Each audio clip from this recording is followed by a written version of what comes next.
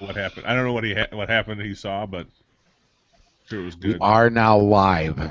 YouTube is getting YouTube All the is juicy being details. subjected to. So welcome to all our live viewers. If there are any right now, I'm not able to look up because I'm looking over at show notes. I want to say thank you. Of course, this is going to be thank you for watching. This is our live recording of our episode 273. I want to thank our advertisers, of course, Gary over here with ABN Army Surplus. Hi, folks. He provides the place for us to go ahead and set up and do our show, and we appreciate that. Also, we want to thank Concealment Solutions, Crusader Weaponry, New Jersey Second Amendment Society, and Firearm Safety Institute. Gary Doherty is over there, and they were good enough to host me when I was over at Gun Rights Policy Conference this past weekend. He had a blast. Did they wash your truck for you? No. Oh, so not quite concierge service, huh? No, Rob, No, there was not truck quite. problems. I'm not touching that thing. You know, I just thought of that. Is that a coincidence? The truck was parked at Gary Doherty's, and the very next week I end up with problems. No. I think you can apply guilt. I think you can apply guilt.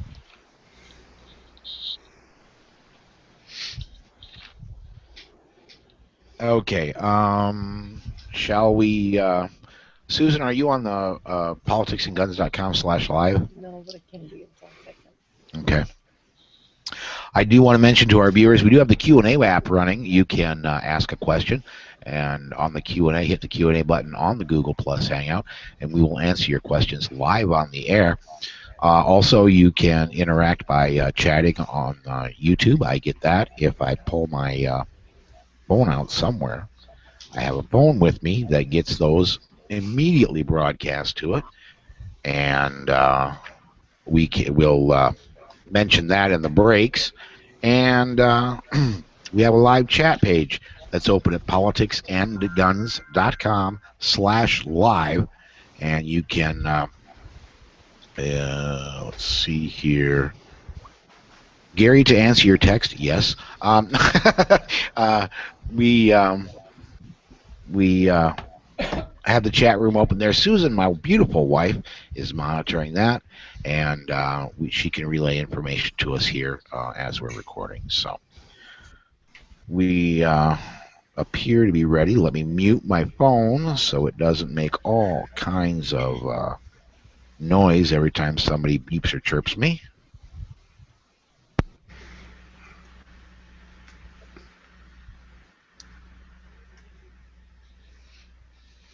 Okay.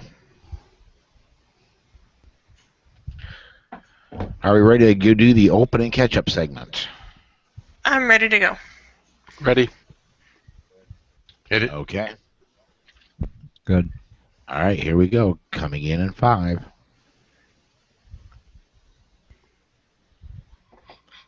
Hi, and welcome to the Polite Society podcast, recorded live on Sunday, October 5th, 2014. I'm Paul Lathrop. I'm Rachel Malone, and on tonight's show we have some audio from the Gun Rights Policy Conference featuring Masad Ayoob talking about gun-free zones. I'm John Richardson, and we'll talk about some anti-gun laws that got signed into law in California this week. I'm Gary Doherty, and we have 2 gun quotes for you today. I'm Rob Morris, and in our DGU segment, we talk about a young woman in Las Vegas whose stalker wasn't stopped by a protective order. And I'm Gary Harpster. We'll have some discussion today on bug-out bags. So, climb aboard. Strap in. And hang on. Episode 273 of the Polite Society podcast starts right now.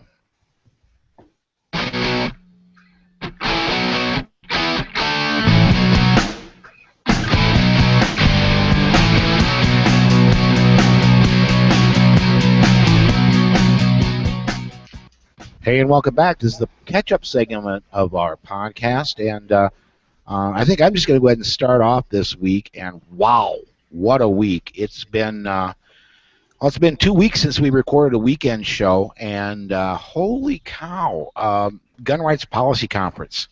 Amazing, amazing weekend. Rob was there. Gary Doherty was there. I was there. John couldn't make it. We'll be talking about that in a minute. But I got to meet some new people that weren't at the first Gun Rights Policy Conference that I went to, and talked with them. I got to have a conversation with Tom Gresham, who I've always considered to be a hero of mine, and had some really productive things happen. One thing I am super proud to announce: it went out on Facebook already, but it's going out on the podcast right now for the first time. That next year, GRPC, we're partnering with Ammoland. Thank you to Freddie Real, and NJ2AS is going to be buying the bandwidth for us. And thank you to Frank Fiamingo for doing that for us. We're going to be live streaming on YouTube, just like we do the recording of the weekend show here. We're going to be doing that next year for GRPC. Every bit of the GRPC that is going to be run from the podium is going to be streamed live. You don't get to see what happens in the elevator between Gary Doherty and Frank Fiamingo, but nobody wants to see that. Well, we'll just report on that. Okay. Also, Susan went and picked up her gun this week, and she got a brand new Gen 4 Glock 23. That's a 40 caliber midsize, and she's carrying it right now in her ASP. That's her appendix specific platform holster from Concealment Solutions, and she's been carrying that, and she seems to be really liking it. We have not gone out and fired it yet. That happens next weekend. On Saturday, we're going to have the final Great Plains Second Amendment Society Range Day of the year. We're going to be having that. If you head over to facebook.com/GP2AS, you can find out where that Range Day is and come join us. I had some truck issues again, and this one was scared the heck out of me. I was driving down the road. I was on a little narrow 2-lane in Minnesota, about 30 miles from the Twin Cities, and all of a sudden my engine quit. Well, what do you do when your engine quits? You start easing it off to the side. And when I got the truck near the shoulder, the RPMs dropped low enough that the power steering went out. I had no power steering in an 80,000-pound vehicle that was built for power steering. And so the truck started edging itself into the ditch. Meanwhile, I am using every bit of strength I have to yank to grab the wheel and turn it so it wouldn't go into the ditch. I got it stopped. It did not turn over, thank God. It almost did. But that was the most scared I've ever been in my driving career. I'm safe. The truck was not harmed. The truck did not go over, but it scared the living you-know-what out of me. Also, another thing that has been going on with me, Greg in Bremerton, several episodes ago, Greg in Bremerton had said something to the effect of, he sent an email in saying, I carry even when I'm in my hot tub, and I basically made a smart aleck comment where I don't even want to know how you do that. Well, he heard that and he sent me a picture, and how he does that is his hot tub is outside right by his house, and he's got a holster mounted on the side of his house so he can go hot tubbing and still have the firearm right there. Next thing I need to mention here real quick, and by the way, I've got these all just kind of listed on the show notes so I don't forget anything like I usually do. I need to throw I would call it a shout out, but this isn't exactly. It's been now 1 month and 3 days since we've had a Road Gunner podcast. Chaz Murray, man, I know you're big into the instructing thing now, but come on, dude. It doesn't take that long. And besides, what's more important, like making money or podcasting? Come on. Finally, Susan and I wanted to talk about Jan Morgan, who's been on our show before, put out a statement saying that she would rather, matter of fact, she says, I'm not going to serve Muslims. I'm not going to teach Muslims how to shoot firearms.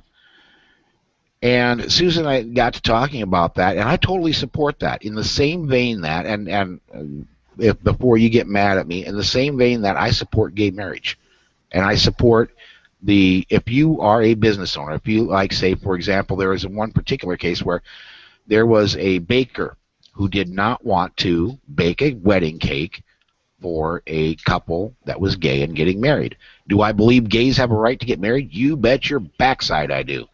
Do I believe that business owner has a right to reserves the right to refuse service to anybody for any reason? You bet your ass I do. That's because if you don't have the right to refuse service, you don't own a business, you are now a slave to the public. And I think that's wrong.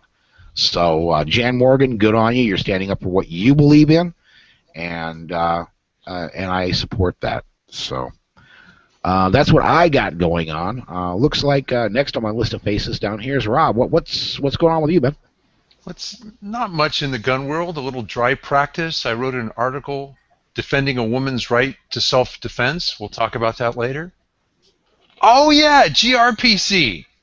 Yeah, there was that, wasn't there? Oh, but by the way, I thought I wouldn't make it there. Then I thought I wouldn't get out because I go and try and register my flight to leave, and it shows up a couple days later. My wife found me some alternatives. Thank you. Yeah, the same people that impressed you there, Paul, impressed me. I was talking again with Tom Gresham. He said, I thought this was so clever, I want to share it. You know, once you're working on a job about 70 hours a week, success is really pretty easy. Yep. Yep. So, as usual, sweat and effort is a big part of success. You know what was amazing to me? There were people there from every organization. People from the NRA were there. I got to meet Maria Heil. She's a board member. Pratt, Larry Pratt. Gun Owners of America, who is going to be on our show in the near future. Yeah, Chris. I've never spoken to Chris Cox before. Another, a guy with the NRA. Our friend Jeff Cox didn't make it. His brother. Whoa, so many. Shall I mention all of them? John Dean, Vic Kahana, Charles Heller. I finally got to meet Gary and Sherry. People from every state. I'll just stop there. Okay. Yeah, and one other thing, she tried getting there. I got to talk on the phone to Shanine Allen, which was really one of the highlights of my weekend. I got to speak with her on the phone. Wish she could have made it, and hopefully she'll make it next year. So, next on my list of faces is Rachel. Rachel, what's been up with you? Well, I didn't have nearly anything so exciting or dramatic as y'all experienced getting to GRPC or trying to get there or actually enjoying the event. But I did stay. I did some shooting and some instructing. I got to sight in my EOTech for the zombie run and even got to do some other shooting as well while I was instructing a rifle marksmanship clinic. That was the first Rifle Fundamentals training course that we've had at Battle Road USA, and it's designed to help prepare shooters for the more advanced courses that we offer, which would include stuff like combat carving, precision rifle, camouflage and stalking, just cool stuff like that, but you can't come into those as a beginner or somebody who, has only basic familiarity with shooting. So we had this fundamentals course. We pushed shooters pretty hard. They responded really well, though. They showed great improvement.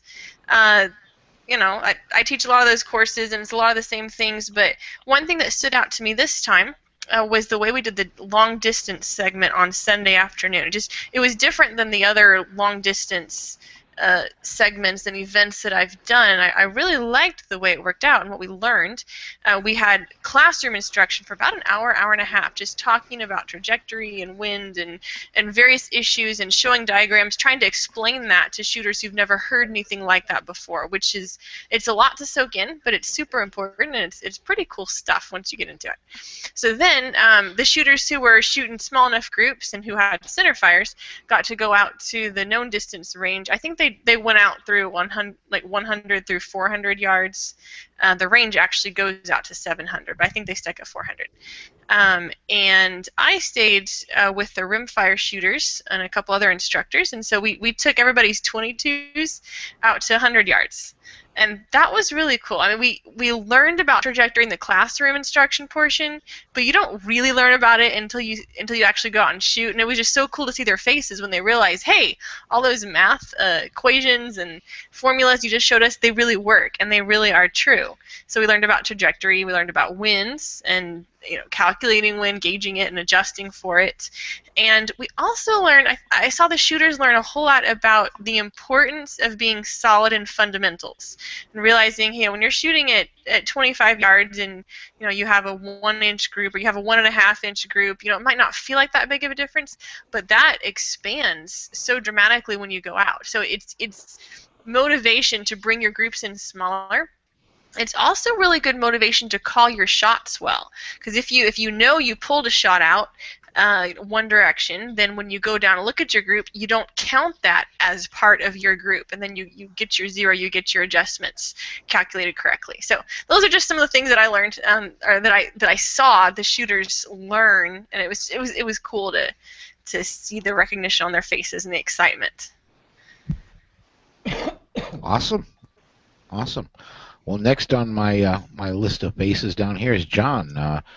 John, I was hoping to be able to share an adult beverage with you last weekend. That didn't happen, man. It didn't, and I blame a suicidal pyromaniac at the FAA's Chicago radar facility for not making it to this year's GRPC. But it wasn't for lack of trying. My first flight was canceled. They said, well, we'll reschedule you for 4 o'clock Saturday afternoon, and I knew that was no good. I went to the airport, got rebooked on another flight at another airport about an hour's drive away. Get there, sit for 3 hours. It was canceled. And they said, well, the best we're going to do is maybe tomorrow night. So I said, next year, Phoenix. So, but I do have better news.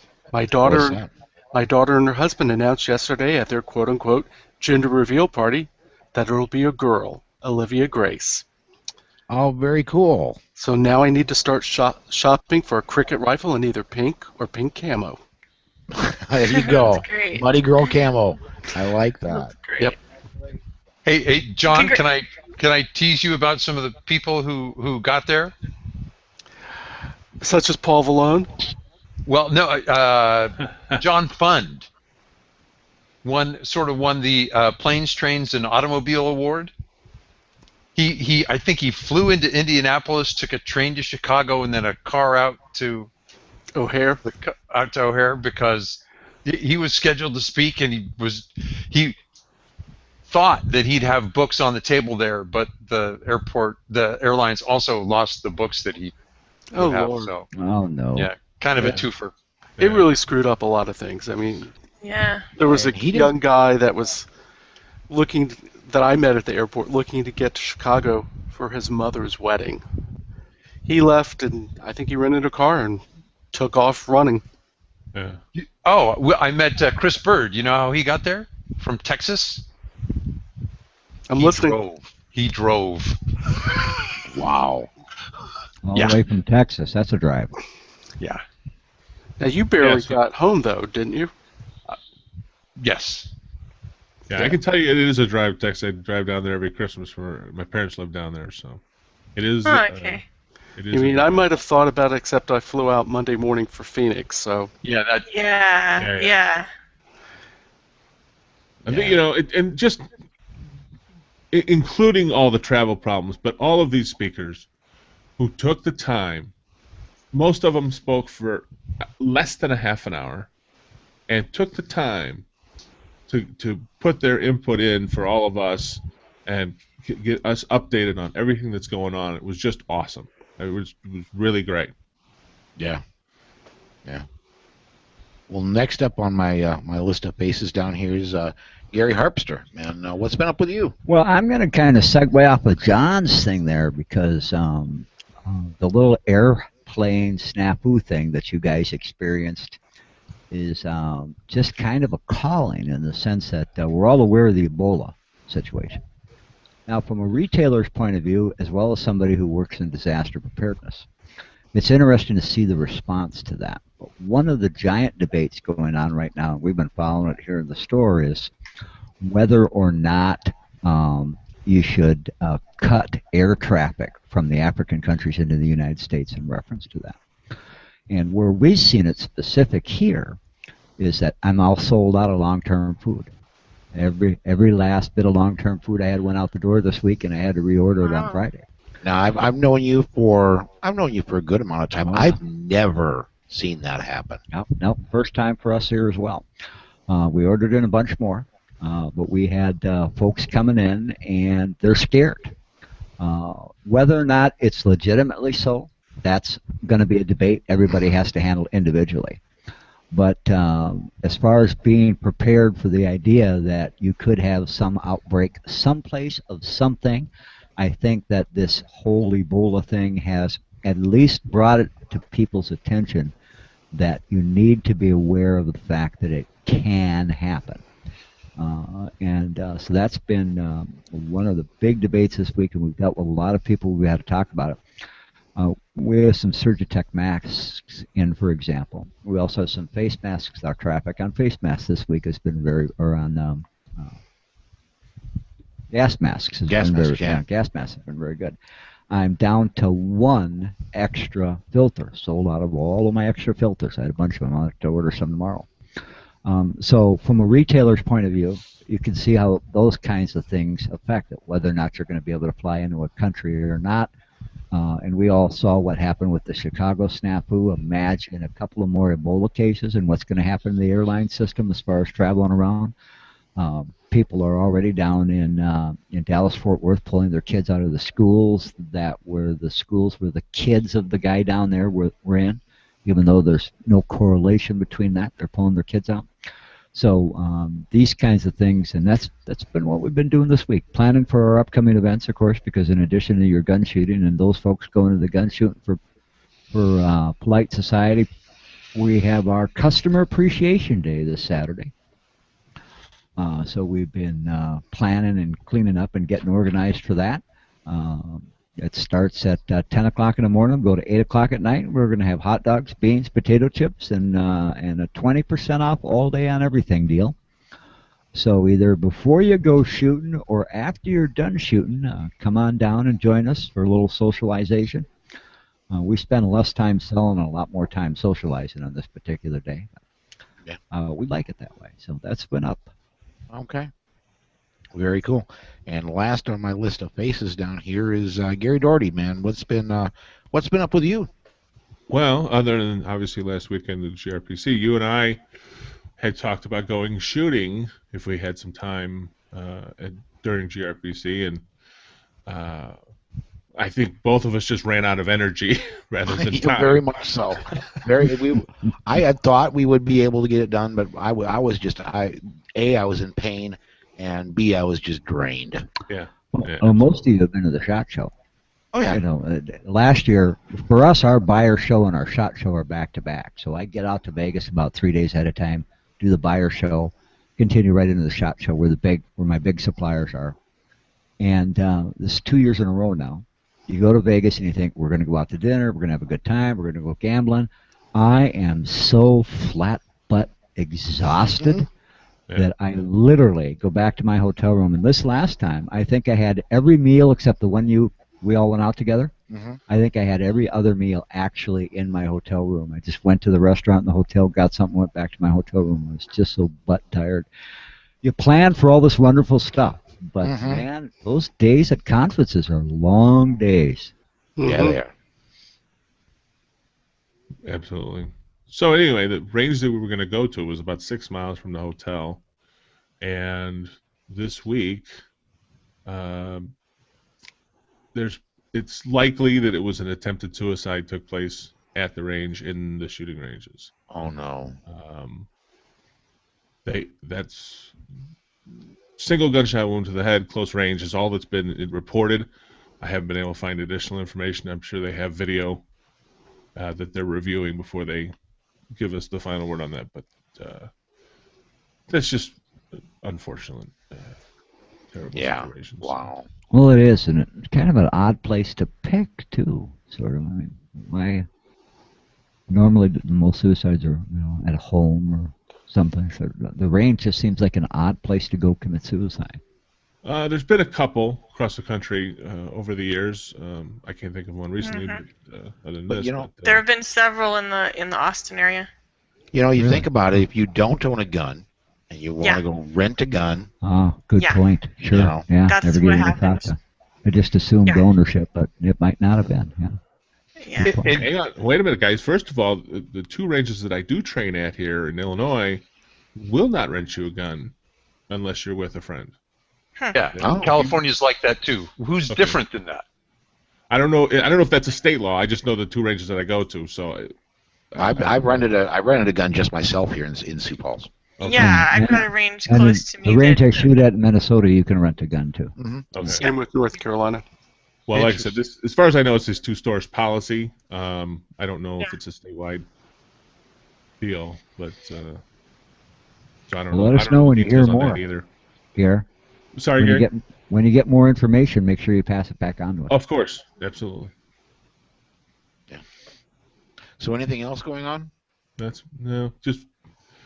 kind of a letdown after a big high over GRPC. This was kind of a bummer. Oh yeah. Yeah. All right. Well, let's go ahead and do this because we are running. Wow, we're running way long. So let's go ahead and run to break, and when we come back, we've got at least a couple segments of news. Hang on, everybody. Right back right after this. 23 minutes, 16 seconds. Wow, that was a lot of news. Is it better, Rob? I can turn my volume up. No, it was just during the intro that you sounded a little low. Yeah, you want to do ABN advertising. If you're ready, let's do it right now. Yeah, cut it. Okay. All right, give me a second. Can I, before you do, Gary, the two Garys, are you guys going to do news with us? We can. If you slot me Rob, in somewhere, we'll. But it's not necessary. But yeah, I just assume comment. I wanted to know what you want. Great. Whatever you. If you need, it doesn't matter to me. Whatever you want, I don't care. Cool.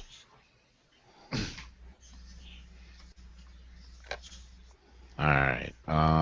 Yeah, Gary, if you're ready, what do we want to do for your live ad? Have you? Yeah, I got a couple things I just want to let the listeners know about because I've only got like one or two of those items. So, do a live ad that just lets the guys in the goods section know that I've got those items because I ship some things like that all over the country.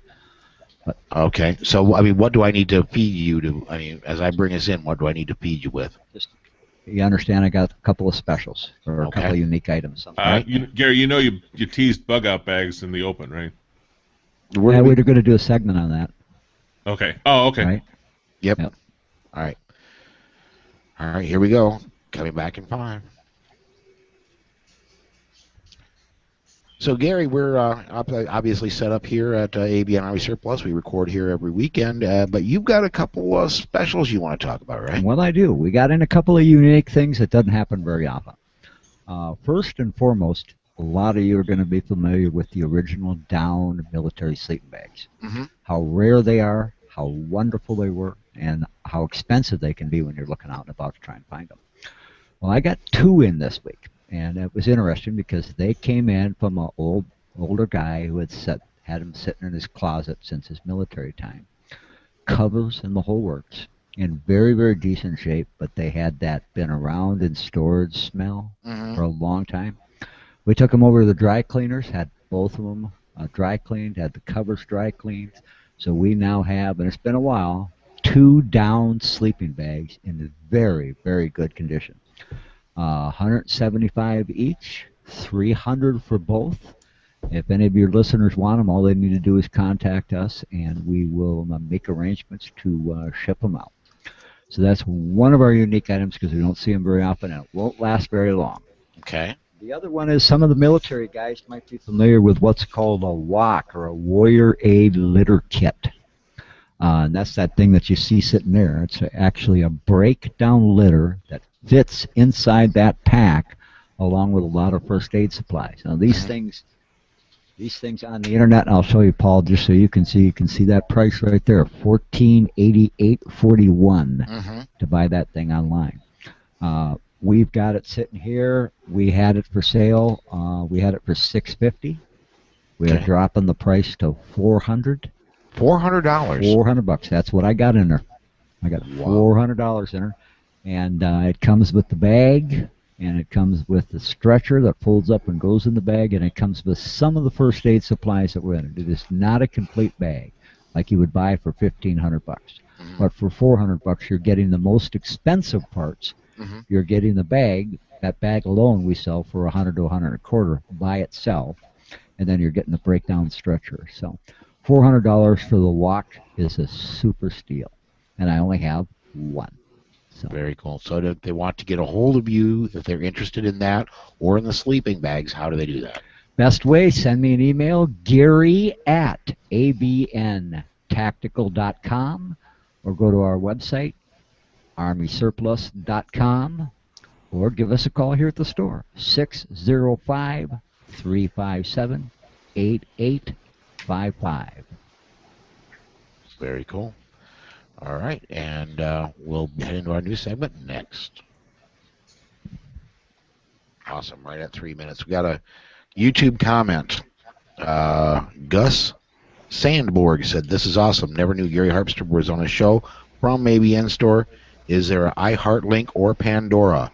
No, we are not on iHeartRadio, and Pandora are primarily music, not talk. There are one or two of the very, very biggest podcasts around that are on iHeartRadio, and nobody is on Pandora.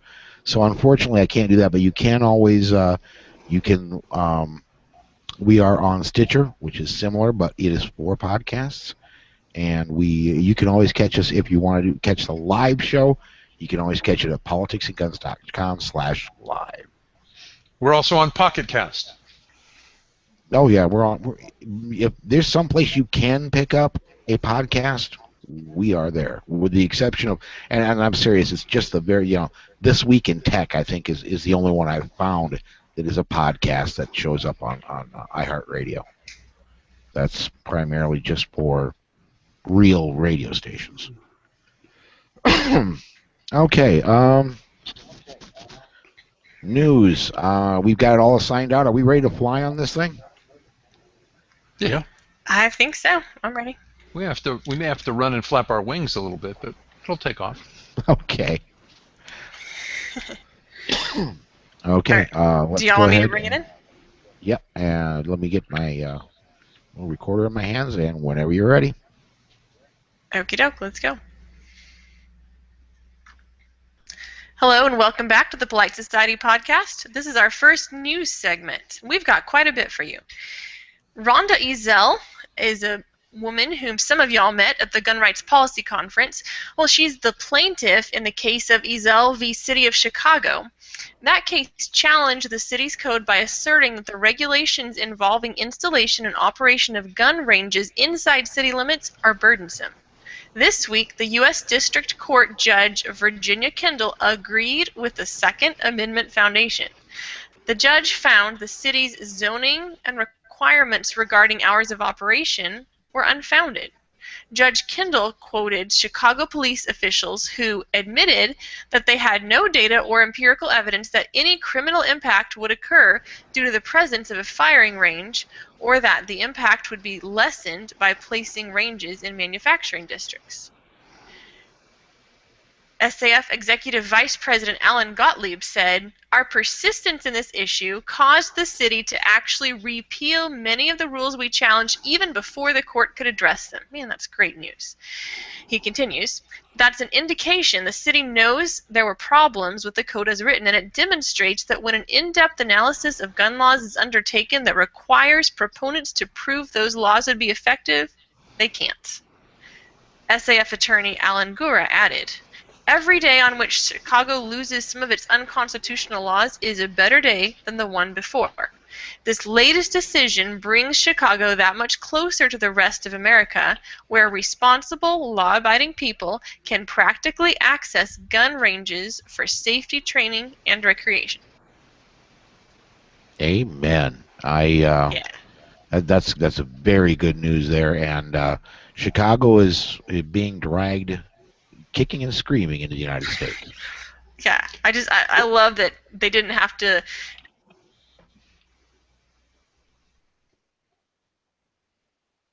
Well, and Rob, we saw Ellen Gura at GRPC as well, right? Yes. But what's fascinating about this is Chicago demands firearms training before you can get a permit to carry in Chicago. And then they effectively outlaw firearms ranges in Chicago. I think Washington, D.C. and Chicago take turns seeing who can be most absurd in the regulations they impose. Yeah, they do. Well, Yeah, they do, but I tell you, you got to be impressed with Alan Gura, the other attorneys involved, anybody behind this. Alan Gottlieb with Washington SAF? State's SAF 591, 594. They are so far ahead of this. They're playing a chess game, and like Rachel just said, they got rid of the laws before they even got back to court because they knew they wouldn't hold up. And they're doing this. They're just way ahead of the thinking of these people, and it's really awesome to see. I mean, we got a first-hand look last weekend. It was really awesome. The next story is out of California, so I get it. Well, I'm from California, and I and my state have a lot to apologize for. I have to apologize for the crazy Senator Dianne Feinstein. She was one of the original authors of the 1994 assault weapons ban. The ban outlawed modern firearms with, and this is kind of an air quote statement, military-style features. Now, to them, that means things like pistol grips, bayonet mounts, an adjustable stock, flash hiders, or even a standard capacity magazine. My crazy senator put out a press release this month that claims her ban 20 years ago reduced crime. Well, experts who actually study the use of firearms in crimes say exactly the opposite. Duke University public policy expert Phil Cook and Kristen Goss wrote, and I quote, "There is no compelling evidence that the ban saved lives," close quote. A report from the United States Department of Justice said, "We cannot clearly credit the weapons ban with any of the nation's recent drop in gun violence. Should the ban be renewed, the ban's effect on gun violence would likely be small at best, and perhaps too small for reliable measurements. Those facts simply don't matter when you're crazy like my senator."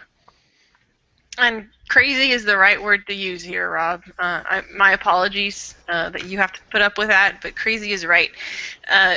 We had a moment during a break during this class I taught for some girls who were brand new shooters this past summer. And we got on the topic of California regulations, and I tried to explain to them some of the regulations, why my AR wouldn't quite cut it there. And seriously, they thought I was making it up. They didn't get that this could actually exist. And I think we just have to accept Rob's apology. I don't know, Rob, if you saw this or not, but there was a national poll done this week where Democratic pollsters and Republican pollsters got together. And based on current news events in different states throughout the United States, they asked this one question. If you could disavow and cut out of the United States any one state, what would it be? I'm sure you can guess which one came up first. DC. That would have been my answer, actually. After They're that, not a state, but yeah. Yeah. either California or New Jersey, and California won hands down. Surprised me. You know what the second one was? Texas. no. Really? Yeah, that was it. Huh. No. I might even vote for that, separate ourselves from all the rest of it. Aren't you guys still legally? Texas is the only state that can secede, right? There's something written in about that. I'm not sure exactly what it is, but yeah. The way you guys came into the union, Yes, you have a right, it was if different. you wanted to, that you could vote within the Right. state to secede, and in theory, the U.S. government couldn't do a darn thing about it. So. In theory. Yeah, because we started as our own Okay. country. Yeah. Actually, Yeah, you the started as Republic part of of Mexico. Texas. Yeah. Yeah. Well, Rob, good luck out there. I know you fight those really weird things. I just have to tell you, Paul and I are lucky in the sense that we actually don't have that much weird politics around our part. We just don't. Stupid stuff comes up every now and then out of somebody's mouth, and then you end up like our gubernatorial race, where it's like I think 22% for one candidate, 69 or 70% for the other. I mean, it's so lopsided. And the third party is like 3. Yeah. So, John, I think you got the next one, man. I do. Guns and Ammo magazine released their list of the best states for firearms owners and for concealed carry holders in particular. The ranking is based on several factors. They recorded the issuing scheme for permits, the extent of reciprocity, the amount of training required to obtain your license, fees, and the use of force in self-defense like stand your ground laws. Arizona ranked first, Utah second, and Alaska third. Washington, D.C. ranked last. And so we did rank the states where we all live. So Rachel, Texas is number 12. Paul and Susan, South Dakota 19. My home state of North Carolina is 30th. Gary, well, Illinois is 42nd, but never fear, Rob is number 50. Ouch. Hey, 50 we out of beat 51. Washington D.C. Yes, There you did. you go. New Jersey must have had to have come in 49 then. Yeah, I was I- wondering where they came I in. think it was either them or Hawaii. I mean, it's neck and neck. Yeah. Yeah. Yeah, And Hawaii's not I take a little bit of umbrage to this because South Dakota, and I got to admit, I don't do this because I'm narcissistic, but I listen to every show after it gets put up because I will catch things that I screwed up on editing or things like that. So I listen to every one of our shows. Mhm. And I was listening, and Rachel was saying here a few episodes back, if it might not have been the last episode, that she was jealous because the permit in New Jersey is a lot less expensive than it is in Texas. Well, that's true, except of course you can't get one in New Jersey. Right. But in South Dakota, I'm not kidding, folks. It's $10, and it's good for 5 years. Man. Wow. So yeah, I you don't- got us totally beat there. I don't know how, and the only way in South Dakota, if you don't have a permit, if you can't get a permit for whatever reason, and you can still own a gun, which I mean, I don't know of anybody that's the case for. There are some people that refuse to get a permit because I don't want to be on some government list. Well, if you don't have a permit, you can legally open carry without one here. And so, I mean, I don't know how we ended up so far below Texas, but I'll take our laws over Texas's gun laws any day of the week. Yeah. You can look at it. They list all the factors. Yeah, I did look at the factors, and North Carolina got marked down because we don't issue non-residence licenses. Yeah, and I could see that maybe, except that we accept every other state's permits, including non-resident ones. So really, come on, what's the big deal? Right. Yeah, any kind of ranking system is going to be skewed somehow. First of all, because people have different opinions about what's good and right. I actually had a friend who was a candidate here in Texas, like the most pro-gun rights person you'd ever meet. He got knocked down by somebody basically because he believed in private property rights. Allowing private property owners to control, and so they knocked him down for that. On the whole gun rights issue, which I wouldn't have. So you have a difference of opinion. Plus, you just have like you mentioned, John, North Carolina's laws. Maybe if you rank the states based on these specific items, they don't measure up as much. But then you take all the factors into account, and you realize, hey, they're actually better off the way they are. So yeah, any kind of ranking factor is going to be a little bit off. I have people ask me a lot, how our state ranks or how a certain state ranks, and you can have a general impression, hey, this is a good state or this is a bad state, and you can rank them according to a very specific factor. But I don't think it's possible to actually come up with an exact rank of my state ranks here, because there's some laws in Colorado that are so much better than Texas, but would I really trade? Not exactly.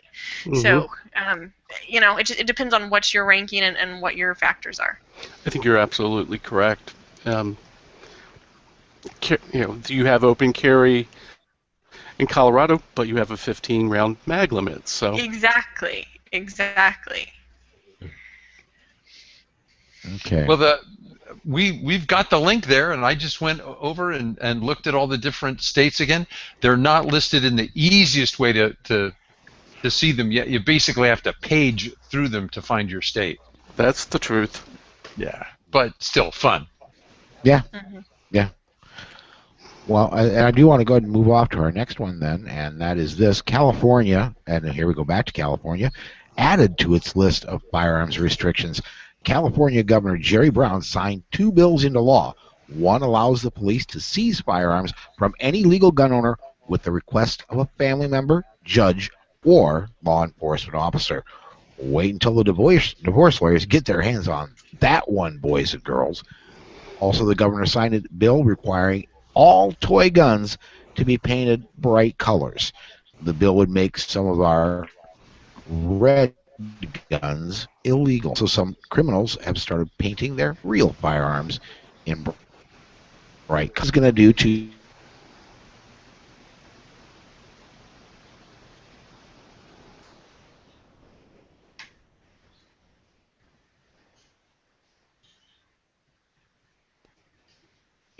now, I think there could be a lot of unintended consequences with that one.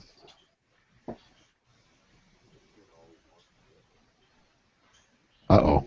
Hello. Yeah, I can hear you now. Hello. You're back dropped now. out for a minute. Okay. Edit point. Yeah. I'm good on my end. I'm recording, so I'm just going to go ahead and mark here, and then I'll start with about where did you leave off with me? After red guns are illegal. Okay. Where do you want me All to right, so I'll lead in. Let me just repeat. I was just trying to find out where I'm at. And some criminals have started painting their real firearms in bright colors, and I'm kind of wondering what's going to happen with the Cerakote industry on this one, because I see pictures all the time on Facebook of the striker fired guns painted in pink because ladies carry them, or painted in OD green or flat dark earth or anything other than black. I think there's going to be a lot of unintended consequences with this law. Well, not just those little colors, but the bright colors that you mentioned. You can get I've seen the palettes. You can get all different kinds of bright colors on your gun. So it's absolutely a problem. My CERT pistol has a bright red top. Is that a toy gun that can't have a black bottom, or is that a training aid that shouldn't have a red top? Exactly. Right. Yeah, I think maybe California was just jealous of DC on the ranking, And wanted they wanted to be the worst. Yeah, we want to be 51. Yeah. Yeah. Wow. Wow. All right, well, let's go ahead and do this. We've got a break coming up, and then we've got a ton more news. So stay tuned, everybody. We will be back with more news right after this. Okay. Rachel, looks like you get to bring us in twice in a row. Okie doke. Rachel, Are we ready? I'm disappointed you didn't say. I'm serious. Wait until until the politicians start going. Yeah. We should really take your guns away. Oh, that'll be so much fun. I'm gonna. Yeah, I'm actually. gonna report that to death. Yes. That'd be great. Okay, ready? Yep. Let's do it. Welcome back to the Polite Society podcast. This is our second segment of news, and boy, do we have some good stuff coming up for you. Starting in New Jersey. New Jersey maintained its reputation for being hostile to a culture of self-defense. The Atlantic City Council passed 2 measures this week. One outlawed the sale, possession, or use of any imitation firearms unless they are colored in bright fluorescent colors, or transparent pistols that use metal caps are banned from being sold to minors. The other bill would eliminate the city's liability for the actions of police when they are working off-duty as security guards. Evidently, some of their security guards that were, some of their police that were acting as security guards, let's say at a concert, pushed some people around and got sued, and the city ended up having to pay.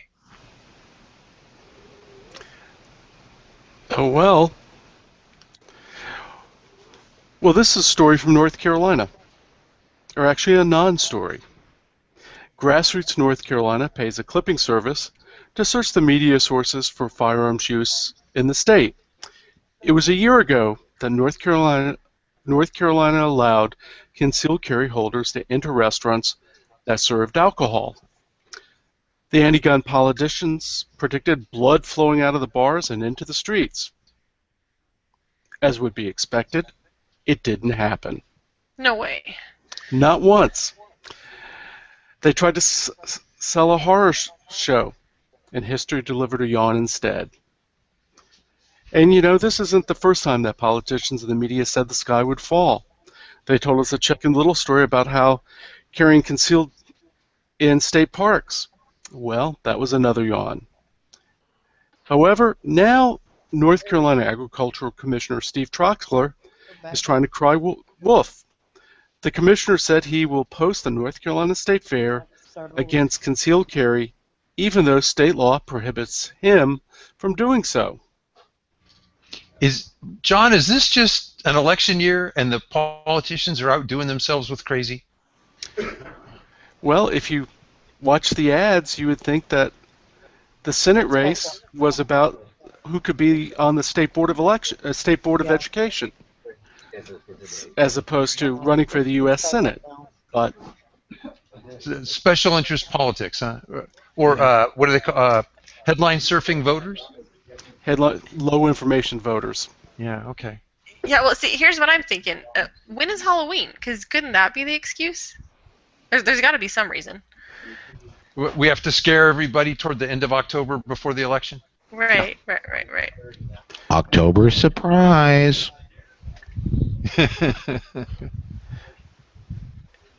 Well, and also Troxler's a Republican, proving that gun control is not just the providence of the Democrats. The Republicans can get in on that too. Yeah. Speaking of Republicans and Democrats, it looks like there is some dirty money at play in Connecticut politics. Democratic Governor Daniel Malloy and Republican Tom Foley will face each other in a close general election for governor in November. Malloy campaigned on gun control, and Foley opposed it. Civil rights groups like the Connecticut Civil rights groups like the Connecticut Citizens Defense League support Foley.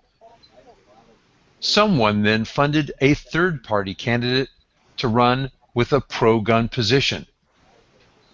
Joe Visconti says he is a Tea Party candidate, and his advertisements show him holding a firearm. Until he ran for governor, Visconti was not active in gun rights anywhere in the state. Using this technique of siphoning off support has worked in other elections. They elected the anti-gun Democrat in Virginia when the Libertarian candidate siphoned a few percent of the vote from pro-gun Attorney General Ken Cuccinelli? Cuccinelli. Yeah. Cuccinelli, thank you. From pro-gun Attorney General Ken Cuccinelli. It later turned out that the Libertarian was funded by liberal Democrats. Yeah, and that's something we're going to be talking about more as we get closer to the election. It's as somebody who professes to be a libertarian bent myself, although that I am a member of the Republican Party, it's troubling to me. But I do not. Part of me says this two-party thing is part of what got us here, but part of me says the Republicans. And why I still am a Republican is they are our best hope for pro-gun and pro-freedom legislation. I'm really at a point in my life where I'm torn right now, but there's no denying that sometimes a third. That's how Bill Clinton got in office twice, was a third-party candidate. Yep. Yep. And you know that might happen here in North Carolina. Kay Hagan may win because the Libertarian siphons off just enough from Tom Tillis. And yeah, Tom Tillis is an establishment Republican, but with him as Speaker, we got the Castle Doctrine, restaurant carry in state parks. Stuff that we had never been able to get before. Yeah. Good point. Well, our next story, listener Anthony sent a link to us an email about this story. Fox News is reporting that the NRA is being outspent in Washington State by 7-1 on the coming November elections. Now, we talked about on the show here before, there are two competing initiatives in Washington State, and it looks like both might pass, but millions are being dumped into the race by people who are certainly rich enough to buy their armed own security, and in fact, at least one of them owns his own operational World War II tank. I'm still waiting for my tank, by the way. Yeah. How long does it take after you apply for the tank permit? How many months does it take before you get that permit back from BATFE? I wonder if that would depend. I don't know if it's the BATFE, but I would imagine a lot of it has to do with how much you can contribute to your local sheriff's re-election campaign. Probably. I guess I better get moving then. Well, Rob, next one is from California, but I think I'm taking it anyway. California legislature is working, as we've reported, to outlaw lead ammunition, and poor academic studies of lead is one of the ways that they are trying to do this. That is why honest research is so important. There's a study out of Iowa State University that looked at eagles in the wild. The authors tested fecal samples from nest areas for lead levels. They found detectable lead levels in most samples, but in the majority of samples, the levels were low and within the range of birds in the lead-free sites. And they're within background environmental lead levels. There was no statistically significant difference in samples collected in the winter versus the spring, or in those collected near a river, meaning plenty of food sources, or far from a river, hypothesized to be more likely to scavenge gut piles and thus exposed to lead ammunition. There was also no correlation between lead exposure and the number of deer harvested in an area.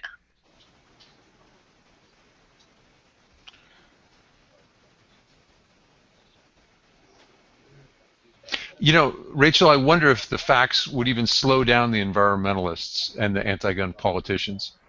Apparently not. But reading that story, can you imagine you come home and you know this was your job? What did you do today, Dad? Son, I tested eagle shit for lead. How was your day?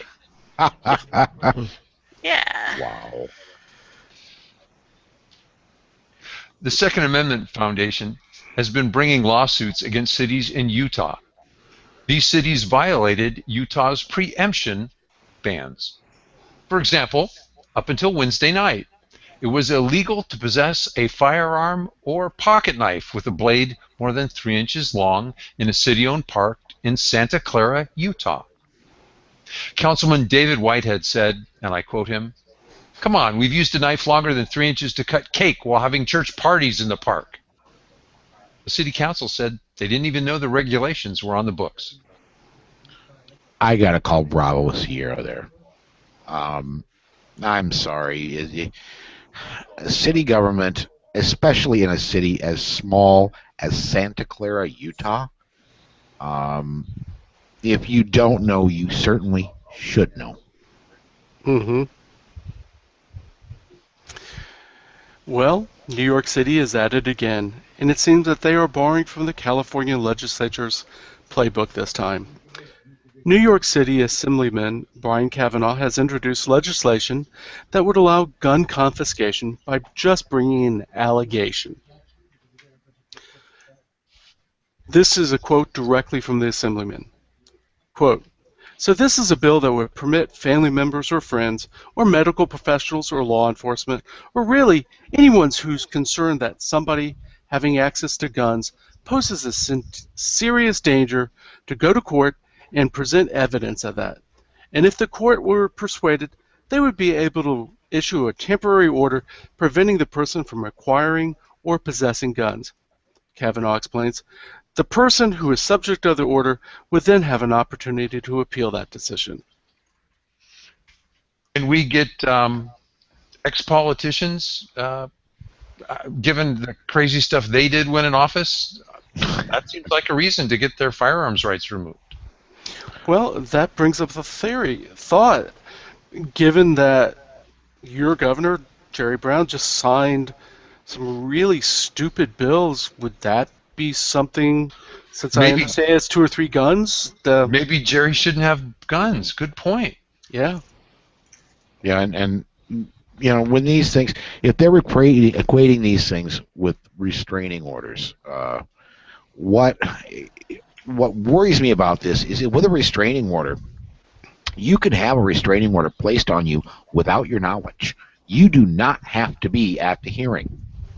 It's temporary at first for it to become permanent. Now, I'm only speaking with South Dakota law. I looked this up a while back. With South Dakota law, you can have a restraining order put against you without you being there, period. In order for it to become permanent, then you have to show up at that at the second hearing. Well, the way this is set up, all of a sudden you're an illegal gun owner and you don't even know it because you got this temporary order. Well, then you're in possession of a firearm. All of a sudden you're a felon. This whole thing just smells bad to me. Well, the next story we got, then the FBI twists statistics to please their political masters. The latest evidence is in an FBI report released last week. This report claims that active shooters have become more common from 2000 to 2013. Now, that claim contradicts the statistic that mass shooters are becoming less common. Note carefully that active shooter and mass shooting do not mean the same thing. The FBI statistics include events that no one would call a mass shooting. The FBI also deliberately excluded killings connected to gang rivalries or the drug trade. Rather than basing its definition on how many people were killed, the FBI report focuses on homicidal intent.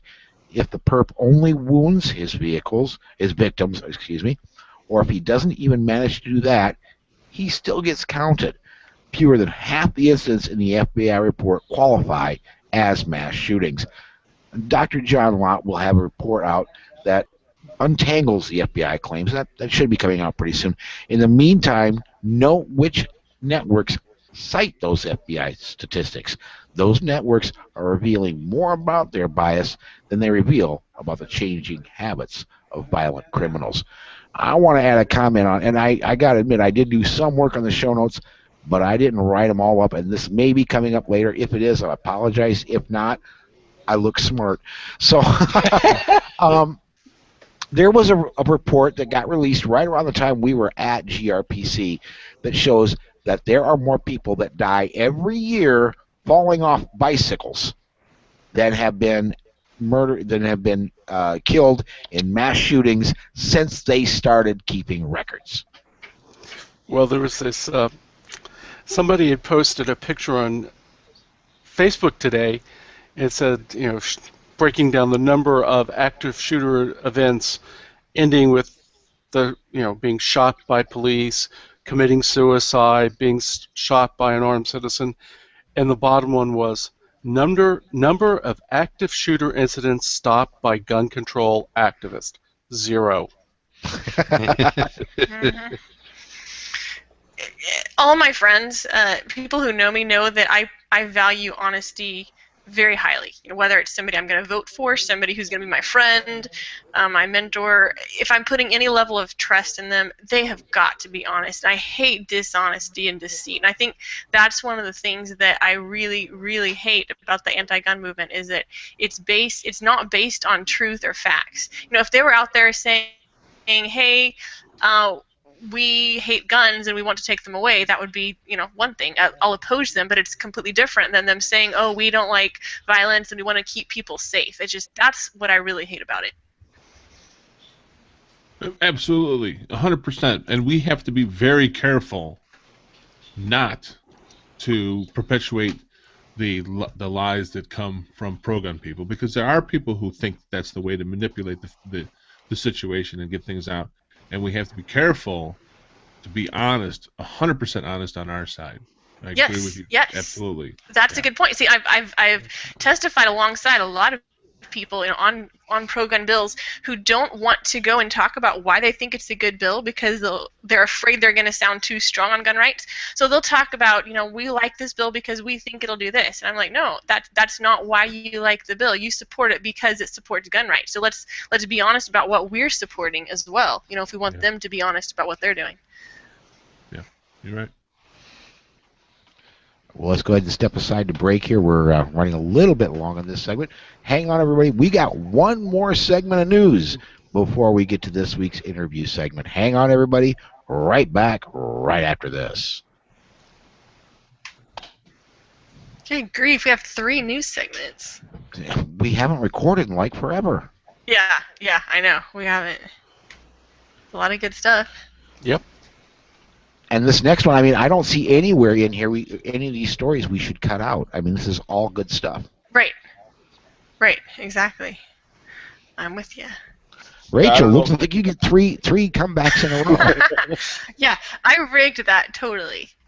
I bet you did. You're commenting, you're stalling, so that it feels like we're getting close to 15 minutes here. Yep. I better kill some time.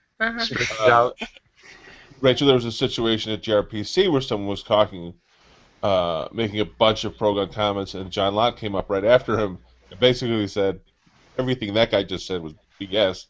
And it was unfortunate, but yeah. It came to mind when you were talking about being honest. Yeah. And I've read John Lott. I have not read the other person who was speaking, and I don't remember who it was, but. So I tend to believe John. But I would too, probably. But we absolutely have to be careful on the comments that we make, because everybody comes out with these, here's where they lied, here's where they didn't, kind of stuff, and doesn't look good. Yes, you have a very good point, and we do need to be policing ourselves. If we're calling out the other side, we've got to be just as strict or more strict on each other and ourselves. So, yeah. Okay, hold up your hands. I'm going to check under your fingernails. Make sure you guys are trustworthy. Yeah. All right, whenever you're ready, Rachel, go ahead and draw us back in. Let's do it. Hi, and welcome back to the Polite Society podcast for our third and final news segment for today. We hope. Again. Nope. Wait. I said we hope. It's our last sorry, I thought you news said segment. nope. Can I try that again? Sorry. Go ahead, I'm sorry. I thought you said nope, and we weren't live. Okay, doing that again. No. Yeah. This is segment 6 of the news for this week.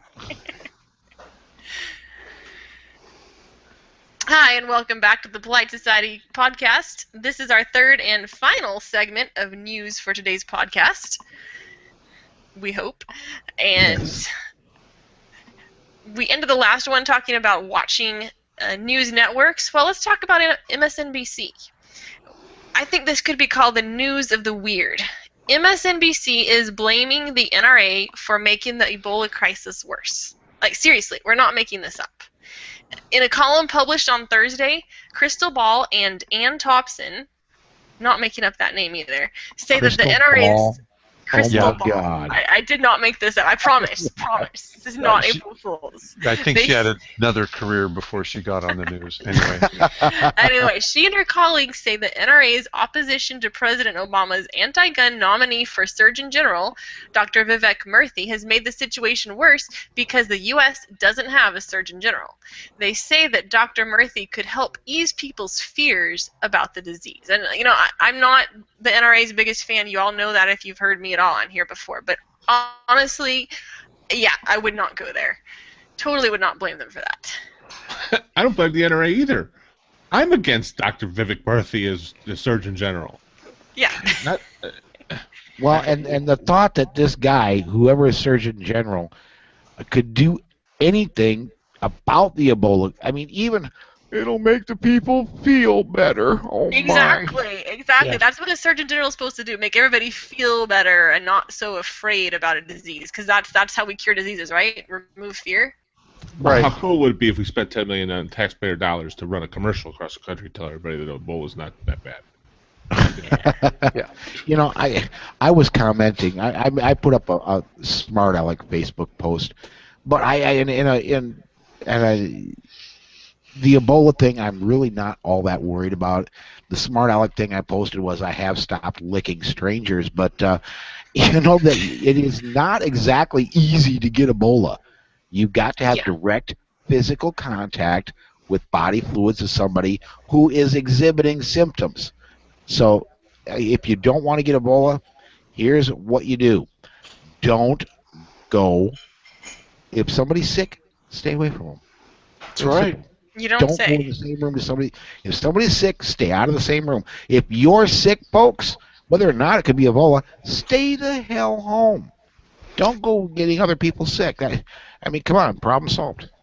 Yeah. And in talking about the credibility of MSNBC, it could be why reruns of the Shark Tank get better Nielsen ratings than they do. Oops. well, Yeah. let me be serious and also tease our audience. We got to hear Vic Kahana talk about Dr. Murthy at GRPC, and we'll have it. Well, we have some. His segment will play. It was recorded. We'll play it probably in the next few weeks, and then we'll have him on the show. Yeah, I'm actually thinking, and this is on the fly here.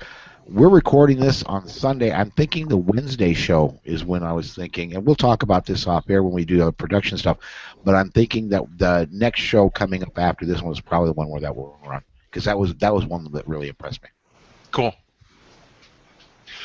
Well, with all the attention being paid to restaurant chains that are kowtowing to Bloomberg's moms, it's great to read about a restaurant that rewards customers for taking their self-protection seriously.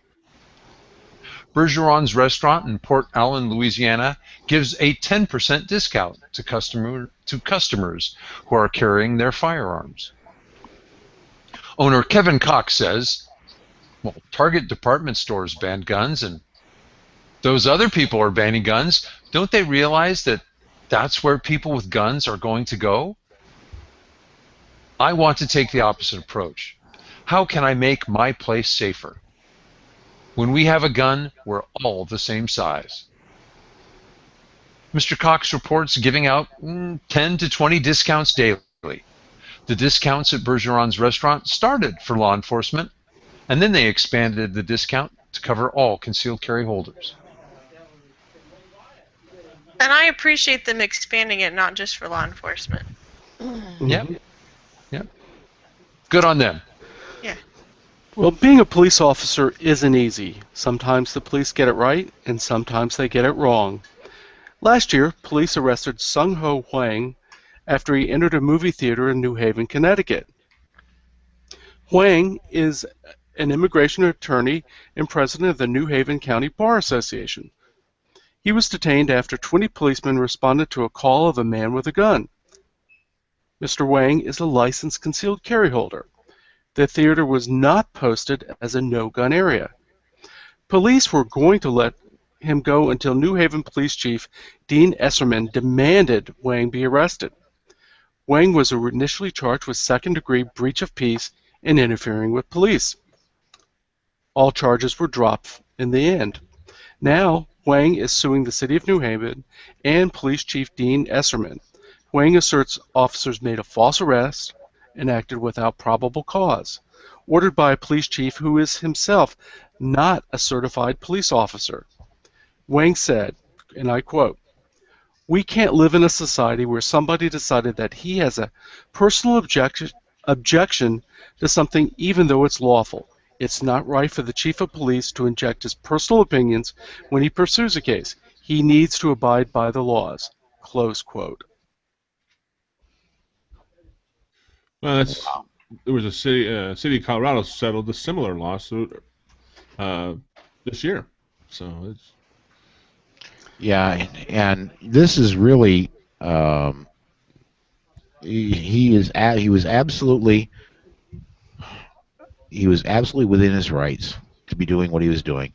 And I was thinking to myself, 20 officers for a man with a gun call, but then I thought, and what if it were, a call of something like Sandy Hook or something like, I gotta admit, anybody with a man with a gun call, yeah, you're gonna send just about every officer that's available. So, but even so, it was concealed. It was an incidental. My understanding of reading the story was an incidental exposure. It was more of a printing than anything else. And that when he was legal, and he was just arrested for disturbing the peace. I mean, come on, that's drunks get arrested for that at 3 in the morning when they won't shut up. Yeah, Paul. Well, to your 20 police officer response comment, I don't know if you've noticed lately, but a lot of anti-gun groups are promoting what they're calling swatting. Yes. That got that guy, and I'm trying to remember what it was. There was a person that was carrying Walmart was carrying a air rifle. Yeah. And was not pointing at anybody. I believe he had picked up the air rifle. If I'm probably wrong here, but he was intending on purchasing it or something, or he had picked it up there to purchase. Yeah. And he got killed because somebody who was anti-gun thought, this will be fun, we're going to call the police on him. Yeah. And they lied continually on the 9/11 tape, saying, "Oh, he's pointing it at people. People are running." Nothing of that happened. Yeah, and the guy lost his life because of now. And the person reporting on that incident, and we're way afield here, but the person that called that report in, I believe, needs to go to jail. And I believe after it comes out of jail, needs to spend the rest of their life giving half their income to the family of that person that was unfortunately killed by the policeman, because it was the direct result of that phone call that caused the death of that young man, and that could have been foreseen. Mm-hmm. Okay, so why is he getting out of jail? Oh, that's criminal. He caused the death of a human being. Right. And I that's agree. the kind of thing that's being promoted on these anti-gun websites and on these messages that I'm seeing after these anti-gun articles. They're, oh yeah, call the police and tell them about a crazy person with a gun if I see somebody who might have a gun on them. All this. Are you kidding me? You're promoting death. And because I carry a gun, I'm the one with the problem? I don't think so.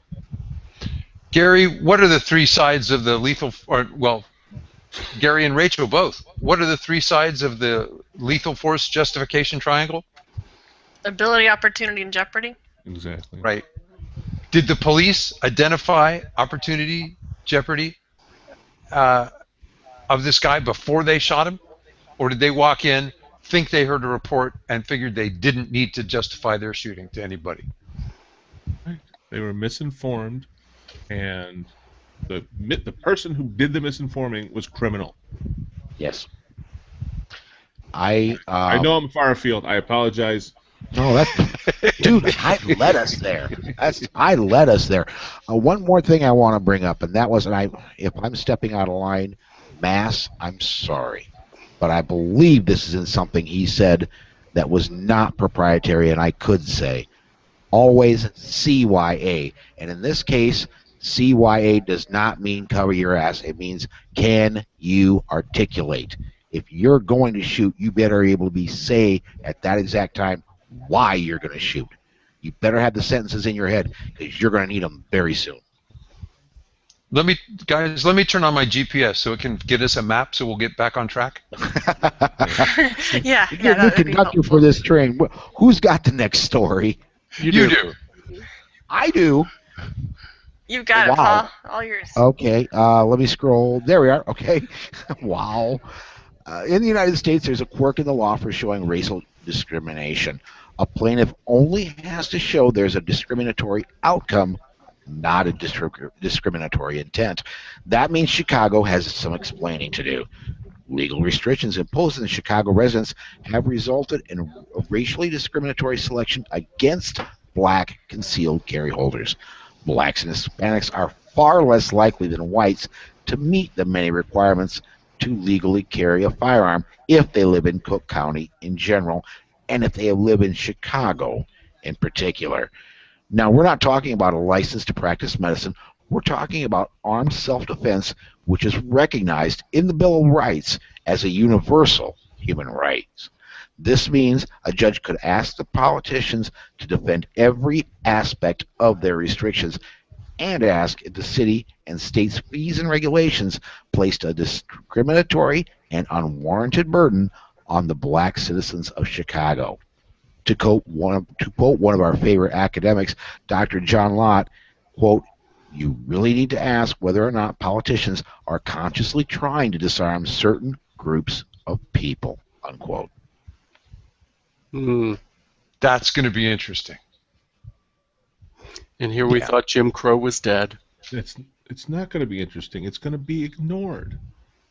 By the politician. Oh, gotcha. Of course it is. Yeah, by politicians, yes, but by attorneys, we got a few really good ones on our side. That's true. Well, keeping along, the next story goes along in the same racial vein. If you've bought a firearm recently, then you know the ATF requires us to disclose our race and ethnicity before we can buy a gun. The ATF says this data is required by the Office of Management and Budget. OMB says they've never required the data. Entering the wrong data or refusing to divulge the information is sufficient reason for the ATF to revoke a gun dealer's federal firearms license. U.S. Representative Diane Black from Tennessee sponsored a bill to remove the race and ethnicity data, or at least make it voluntary. The bill states, "The federal government may not require any person to disclose the race or ethnicity of the person in connection with the transfer of a firearm to the person." And that's the whole bill. Congressman Ted Poe of Texas said, "This ATF requirement is intrusive and unnecessary. As long as the gun is purchased lawfully, race or ethnicity should be irrelevant." Should be is irrelevant. Yeah, there's, and I think I may have talked about this on the year before. I may not have. I don't know. The last time the census came around, I didn't fill out the I didn't fill out the thing, and we were told eventually somebody would come to the door, and eventually somebody did come to the door, and I was so outraged and I was so angry. No kidding. When this guy asked what race I was, I said Klingon. And I would not, my backup was human. I was not going to give him race. I think eventually he wrote down Caucasian because the guy wasn't blind, but, it just, I am tired of the government making race an issue, and they're the only ones that are. It's how some of them stay in office. That's the sad part, Paul. Yeah. Good deed. Yeah. So who's got our gun quotes? Rachel and I do. I get to go first because Rachel thinks I have a better Winston Churchill imitation than she does. Yep, it's true. If you have 10,000 regulations, you destroy all respect for the law. That was Winston Churchill. I don't have the date when he said that. And boy, do we have more than 10,000 regulations. Yep, I sure do. I've got the next quote. This is from Julie Batson. We found it on the Cornered Cat Facebook page. This woman said, "You can spout all the anti-gun noise you want. You can tell me guns are macho and masculine and accuse me of trying to be like the big boys if I carry one. I don't care. I've been raped and I've decided that I would much rather defend myself than sit back quietly and be ladylike." And I've got to say, I really identify with that. I've never been assaulted, but I've been to a lot of courses where I was the only girl attending the course or instructing it, and I've had people accuse me of doing it just to be like the guys or to get the attention of guys or just to be the only girl there, and that is so not why I do it. And I've had to just come to the point where I say, I don't care what you think of why I'm doing what I do it because I want to be able to defend myself and I want to pass that on. So I totally identify with that. Thank you, Rachel. Mm-hmm. Amen. All right, that does it for our news segment. Hang on, everybody. We'll be right back right after this. And that was 16 minutes, 58 seconds. Oh, my word. I'm sorry, you were saying I couldn't hear through my headset. Did you, well, it's I don't know if you had mic on. You, Bug out segment? There we go. yeah, whenever you're ready, we can do it. Oh. You want to record it afterwards and put it in, or you want to do Sure. it live with these guys? What do you guys want? You want to be in on the bug out bag segment, or do you guys want to just plow through the rest of the show? I just didn't see it. I was figuring you could talk to Gary and I could go get a drink of water. Okay. Well, what I think we're going to do now, what I'd like to do is for our YouTube, I have to take a bio break, and it's pretty bad.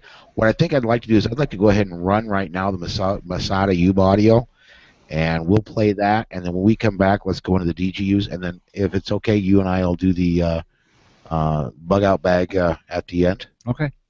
So, all right, we're going to go ahead and run that audio. This is 9 minutes, 50 seconds, everybody. You got a chance to go hit the bathroom or whatever you need to do.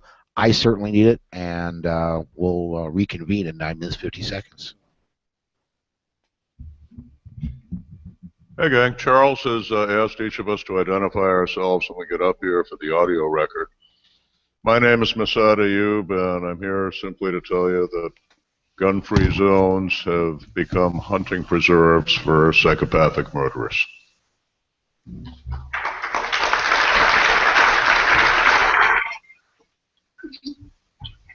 And I bet there's not a one of you out there that needed a little Arab from out of town to come here and tell you. Yet we live in a country that is so focused on symbolism instead of substance that they were able to sell to legislators, able to sell to the public the childishly naive concept that if a human being who has chosen to violate the most rigidly enforced laws in the history of God and man and civilization, that somehow putting up a sign that says no guns will keep anything from happening. You know how late we're running, and I apologize to you for that, although I also fall back on the words that got me through 30 years of marriage. It's not my fault. You can't blame me. But like the other speakers, all of us here will be here afterwards for any Q&A. We're not going to sit up here and give you a litany of cases where, you know, the gun-free zone has failed and filled with the blood of the murdered innocent. We could. We don't have time. I think you already know it. We could also stand up here and the three of us use up the entire half hour and keep going longer, giving you a litany of cases where when people like you were there when it happened, they were able to decisively stop it and drive off the wolves or put the wolves on their backs.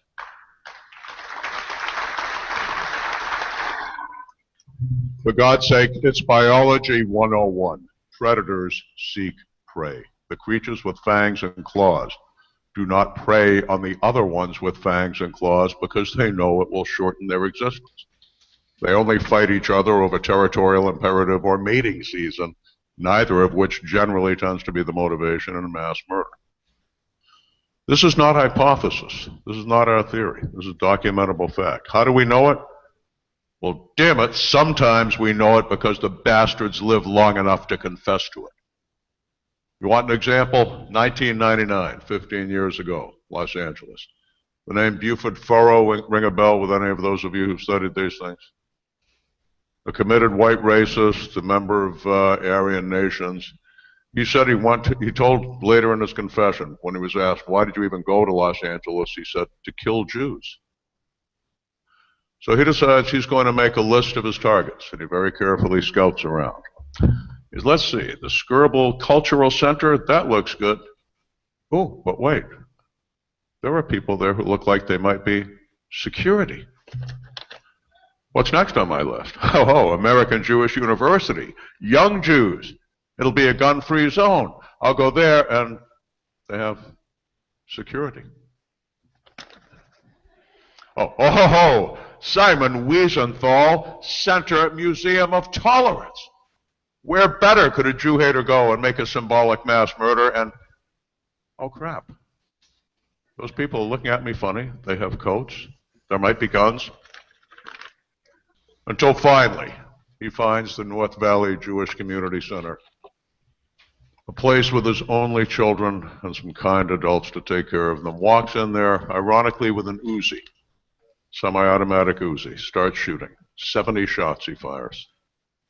He kills one adult, kills a teenage girl who's there helping out, and murders 3 little 5- and 6-year-old kids. And he flees because it's a gun-free zone. He's finally found one, and there's no one who can stop him. When he surrenders later in Las Vegas and he's asked, okay, you made this list. Why didn't you do this one, or this one, or this one? And his answer was, they had security. Look it up in the 1899 editions of Time and Newsweek. Don't just take the gun guy's words for it. We've all seen and heard of the tragedy July 20th, 2012, the Cinemark Century Theater in Aurora, Colorado. 12 dead, 70 wounded in that gun-free zone. And the killer, Holmes, like the coward that virtually all of them are, once he's outside the theater, at his first sight of an armed man, he raises his hands and surrenders. It was our brother, our Second Amendment advocate, John Lott, who you just heard speak for the last half hour, who put together the logic there. He did the kind of research he told you he does.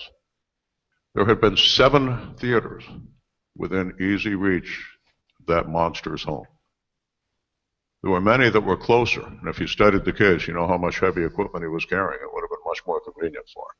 But he didn't go there. There was one with way more people were going to be in the audience because he wanted to set the murder record. Why did he go to the Cinemark Century? Because it was the one of the 7 that advertised itself with a sign on the door as a gun-free zone. And we saw what happened there. And in all of that, and all the blood of the innocent, and all the wrongful blame every one of you and the people you represent in this room have taken over that tragedy, everybody forgot that almost 3 months to the day before, in the same city, Aurora, Colorado, it almost happened sooner. A man drove up to the New Destiny Church, murder in his heart, a gun in his hand, started shooting. At the opening of it, he shot and killed the pastor's mother. And the opening of it was the end of it, because the New Destiny Church was not a gun-free zone. And one good man in that congregation drew his gun and shot that bastard dead before he could harm another of the 30 people he was about to have on his gun sights.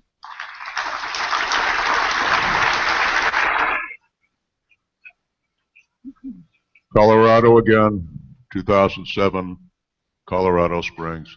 The name Gina Sam ring a bell with anyone in here? Raise your hand if it does. I can hear it does. Give her a hand from here. The monster in question has already shot up and left people horizontal at another church facility. He's escaped. The word has gone out. Everybody's on the alert. This particular church is not a gun-free zone. They have people like the many of you in this audience who are volunteer security at your houses of worship. One of them is Gina Sam, former police officer, but now an ordinary armed citizen like anyone in this room with a concealed carry permit. He shows up at her church. She hears the gunfire when he begins shooting outside, literally runs to the sound of the guns. And when that creature bursts through that door with an AR-15, she's running toward him, not just standing, running toward him with a pistol in both hands, shooting as she goes, bullet after bullet into the bastard's chest, until he's down with just enough life force left for one more pull of the trigger and he turns it on himself. And we are never going to know how many people Gina Sam saved that day, but the President of the United States himself stood up and said so. And before I turn it over to my brothers, one final word, one final invocation, if you will. December of 2012, Newtown. We all know what happened there in that gun-free zone. Little monster the night before has murdered his own mother to get at the guns. The first to die, the first of the 26, was a petite female, 47 years old, the school principal. Her name was Dawn Hawksbrun.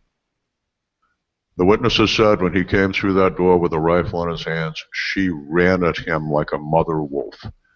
They said her arms were reaching out like she was trying to take the gun, but she wasn't close enough. It was hopeless. He shot her to pieces. And we all know what happened next. 5 more adults trying to protect the children who died helpless. And those 20 murdered little kids. And 5 minutes after the first shot, when he hears the sirens and sees the patrol cars pulling up outside, only then does he put the gun to his own head. You picture that courageous young woman dying in the foyer of Sandy Hook Elementary School, and you channel back 5 years before to Gina Sam, and you ask if you could just replace. What if? What if? Thank you.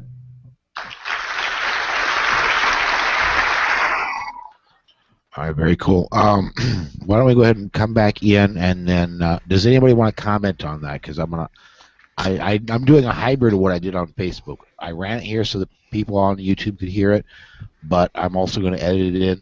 So does anybody want to bring us back and then comment on that? Of course. Do you want to comment, Gary? Yeah, of course. Okay. Okay, before we come in, one thing. You have me doing the Oklahoma story on DGUs. Do we want that for sure on DGUs? Yes. I mean... Let me see. Yeah. I'm kind of... Why would we not? That's right. I thought we had a discussion earlier. I thought we'd include it in a previous episode, but we didn't. We didn't include it last one. Okay, we're good. Sorry. Okay. My bad. Oh, and I thought you meant that he was a reserve sheriff's deputy, and I thought he was off duty at the time, so... No, and regardless of DGU is defensive gun use, he used a gun to defend people. So right. I was thinking we'd already covered this, and okay. Okay. I'm good. I'm on the same page. We're good. All right. Gary, whenever you're ready, bring us in, man. Okay.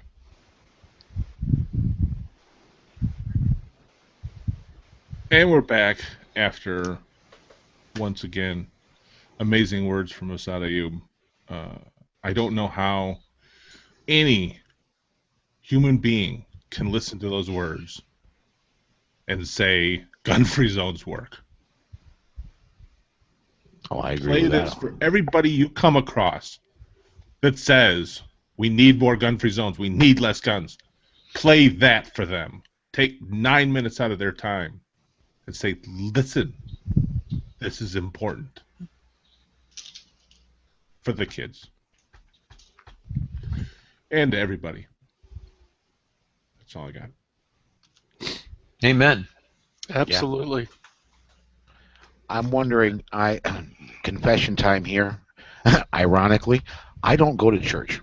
I am a Christian. I believe in my faith. I also believe that it's not from the church. However, I'm wondering and I would like the listeners to comment on this. If you would send us an email or tag us in a Facebook post or something, however you want to do it, just get in touch with us. Does your church have security? Does your church have armed security? And I would assume of those of our listeners that do go to church, a good deal of our listeners are part of the security. We don't need to identify you. If you ask us not to mention it on the air, we won't. But I personally am curious. I'd like to know if you're involved in that. So let's go ahead and we'll move off to our DGU segment. And John, I think you got the first one. I do. Brandy Marino took out a restraining order against Leo Henry. Henry was her ex-boyfriend.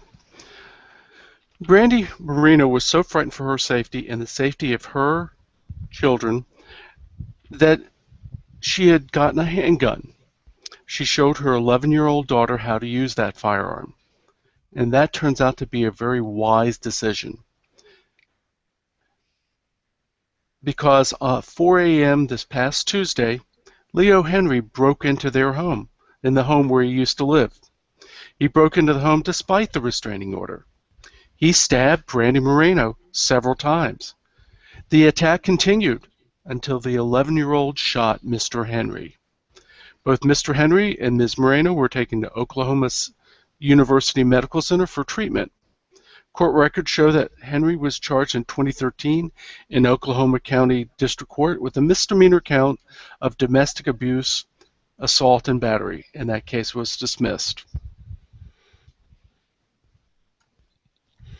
What if that woman had been taught to call 911 instead of protecting herself with a firearm? Then the news story would probably be about a murder rather than a defensive use of a gun. Well, and I'd like to point out a lot of people, one of the common topics of conversation when it comes up around training is how young is too young to introduce children to firearms. Well, there's one case right here where I'm darn glad an 11-year-old knew how to use a gun. Yeah. Amen to that. Teach your kids to be mature early enough so you can teach them about guns sooner. One thing that's odd is a judge let this man go for a very similar crime. Yeah. Well, I don't think I doubt there was a stabbing, but yeah, it was domestic violence, yeah. So, yeah, or at least there was that similarity there. Moving on, and this really didn't belong in news. I don't know if it belongs in the DGUs, but this is just kind of where it ended up, and I really wanted to take this one. Grand Rapids, Michigan police are investigating a shooting at a bankruptcy court. Well, they're calling it a shooting. Actually, it's an accidental shooting is what they're calling it. What most of us would call it is a negligent discharge. A court security officer was cleaning his gun when he pointed the gun at his own hand and pulled the trigger on a live round. Now pulling the trigger is required to disassemble some guns for cleaning. But when I bought my Glock, I was told about this by the sales rep. Despite the fact that I already knew it, he made sure he told me when he sold me the gun. And of course, it's in the instruction book when you get your gun. Now, you might be asking again, why the heck is this in DGUs? I think it's here because this was somebody who's around guns all the time and is paid to work with them. It only takes just a second of distraction to ruin your day, or maybe, if the circumstances are right, ruin your life with a firearm. There are more models than just the Glock that require trigger press to disassemble. So if you've got one where you must press the trigger to disassemble it, please take your time whenever you're putting a gun in your hands. You know, back when there was a Gun Rights Radio Network, our good friend Charlie Foxtrot, he's been on the show. He'll be on the show again, I'm sure, in the future. But he had a comment to a post that has really, it hit me at the time and it stuck with me. He said, am I the only one that whenever I put a gun on, whenever I'm going to take a hold of a firearm, I say to myself, stop, and I say to myself, okay, this is for real. And And that's what I guess what I'd like to encourage all of our listeners, no matter how much you handle firearms, no matter if you've been doing it since you were 6 and you're now 60, or if you just started doing it last week, every time you're going to take a hold of a firearm, you stop and you think in your head, okay, this is for real. This could end somebody's life. Let's make sure we're doing it right. There's 3 or 4 rules, depending on who you follow, on gun safety. It'll take you 30 seconds to go over them in your head. Don't do this, don't do that, don't do that. I'm not going to run through them. You all know them. Run through those in your head when you're handling your firearm. Simple. Gary and Rachel, isn't a lot of instruction to put some brakes on our actions so that when we notice that the muzzle's pointing in a direction that's not safe, when we think, do I know the condition of this firearm? What am I assuming about it? Where is my finger? Is it on the frame in a safe position? That you have to fail 3 or 4 deep to shoot yourself in a hand in a bankruptcy court. Yes. Absolutely, and I'm sure Rachel's like this. I'm sure most instructors are like this. You just operate, if we're going to use the colors, we operate at a little bit higher level. We're kind of with firearm safety on red all the time. Yeah. Yeah. Not all wound up or anything, but when I'm by myself or when I'm working with students, there's just I have to remind them of those rules so that they're aware and they start to become commonplace in their head, because it's something different, and it's not like when we were kids playing cops and robbers and the finger was always on the trigger, those kinds of things. So it's just gentle reminder until it starts to become a habit for them. And you're right, that's what part of instruction is. Yeah, training the brain to think. Mm-hmm. Well, and sometimes just to react, to go, whoa, wait a minute, where was my finger? That if there's a little tingle of fear because you didn't monitor what you were doing, yeah, that'll work. Yeah, and we are so aware of this. We work so hard on this, and then every January, about the 3rd week of January, I go absolutely insane for 4 days while I'm attending SHOT Show, because I get muzzled 30 to 40 times per minute. Sure. You cannot walk through SHOT Show without almost constantly being muzzled. But yeah, all the rest of the year, yeah, man. If I see a muzzle point in my direction, man, I'm in freak out mode. Yeah. Yep. Yeah, I tell everybody at the beginning of a shoot, if I yell at you because you're breaking a safety rule or because I think you're starting to maybe think about breaking a safety rule, I'm not yelling because I'm mad at you. I'm yelling because I don't want to have to be mad at you. That's a good way of putting it. Yeah. I need your attention. Yeah. Yeah. I'm trying to remember, and I'm trying to remember the instructor's name, but there was a firearms instructor, and I want to say it was Tom Gibbons, but I could be wrong, who one of his famous sayings when he's going through training is, if I see a muzzle pointed at me, I am armed, I know you're armed, I'm going to assume if you point a gun at me that you are intending to do me harm, and I'm going to respond in kind. Ugh. Yeah. Yeah. Well, I was thinking of the triangle, like ability, opportunity, and jeopardy. I mean, they've got ability and opportunity just by the fact that they have a firearm they're handling in close proximity. There's not going to be jeopardy in the sense that hopefully your students aren't trying to be after you, but there's always, I suppose, you got to be aware of that. And then you got to be aware of the accidents, the mistakes, the failure to be aware. I mean, you've got to be really careful with that. Yeah, I don't tend to threaten to shoot my students if they make a I've mistake. definitely never done that. But I like what Rachel said. I'm sorry, what Rachel said was better. Yeah, I understand. But what Rachel said was better. If I'm yelling at you, it's important. I'm not mad at you, but I need your attention now. There's something important happening. So. Yes.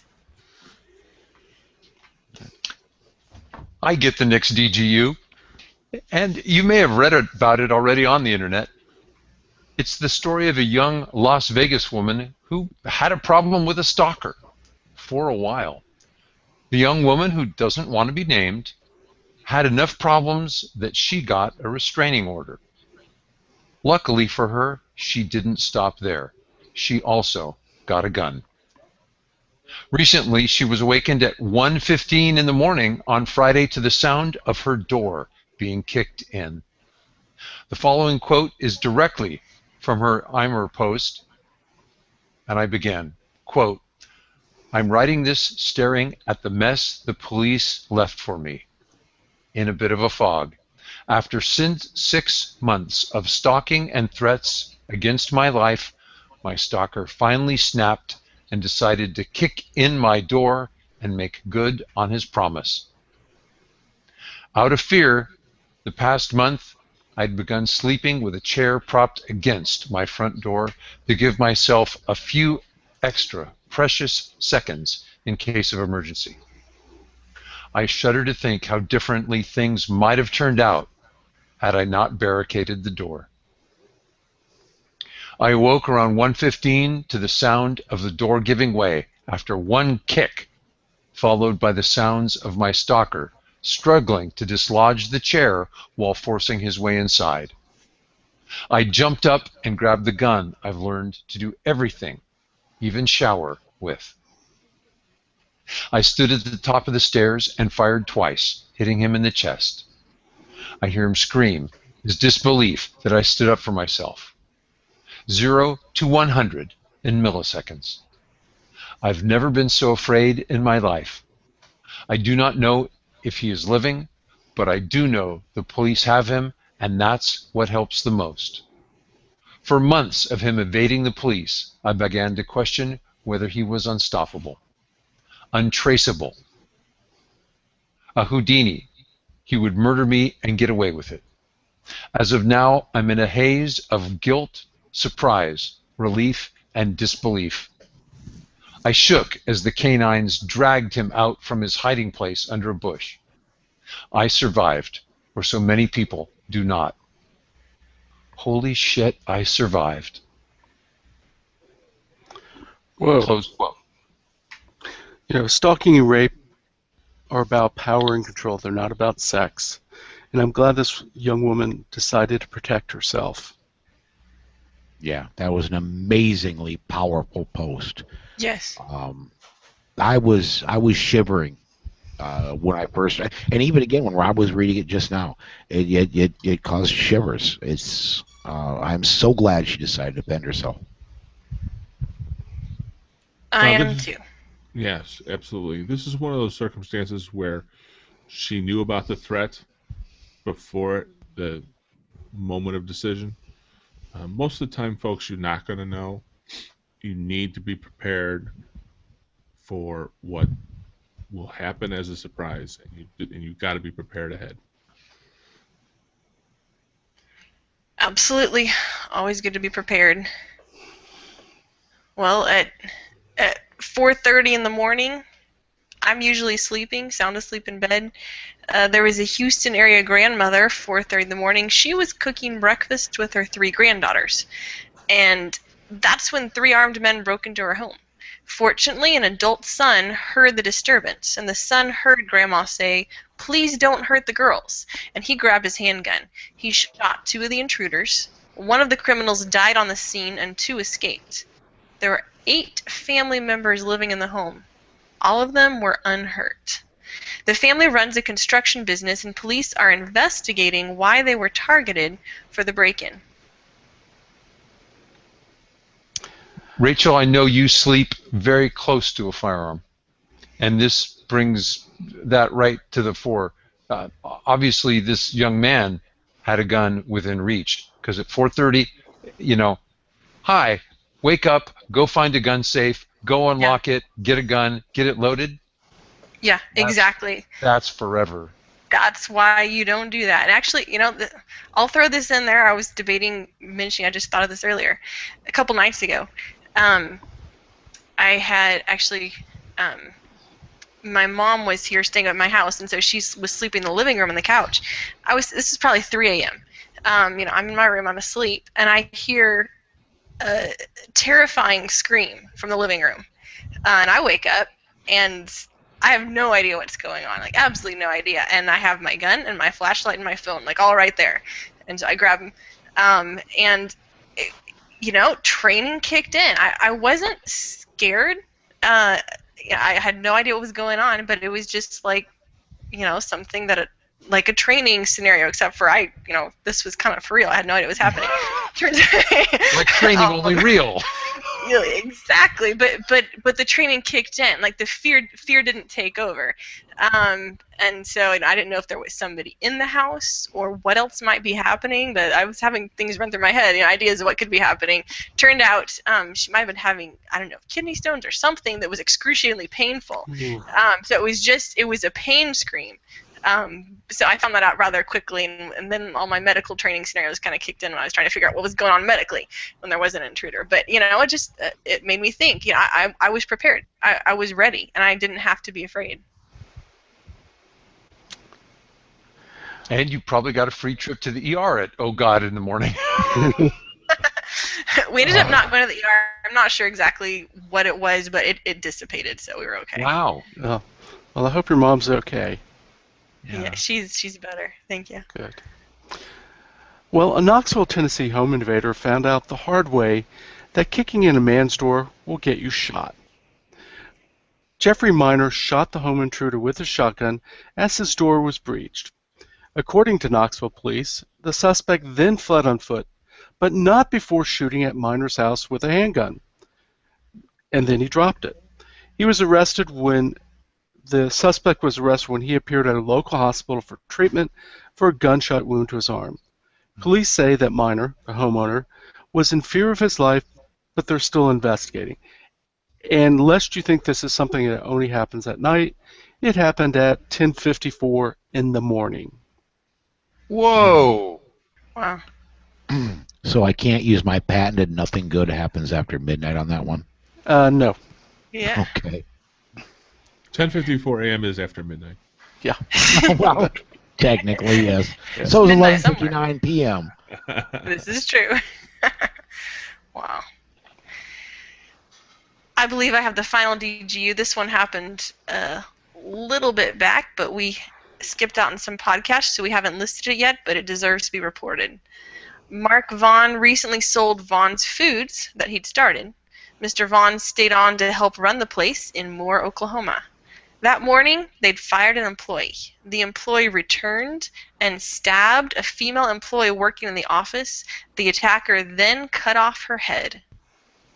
The employee then attacked a second woman before Vaughn shot him. Vaughn was a reserve sheriff's deputy. Yeah, as I read the story, he was not armed in the plant. He had to run to his car and retrieve a firearm.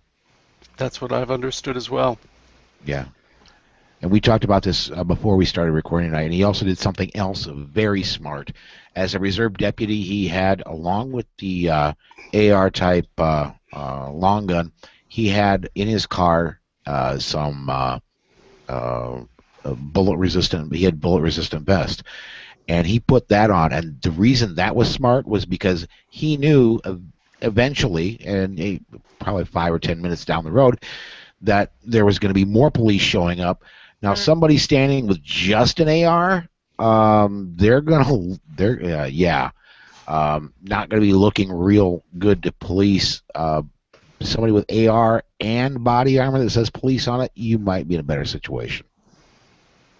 So smart for him to put on his armor. Even though, I mean, the guy he was trying to stop was at that point only armed with a knife.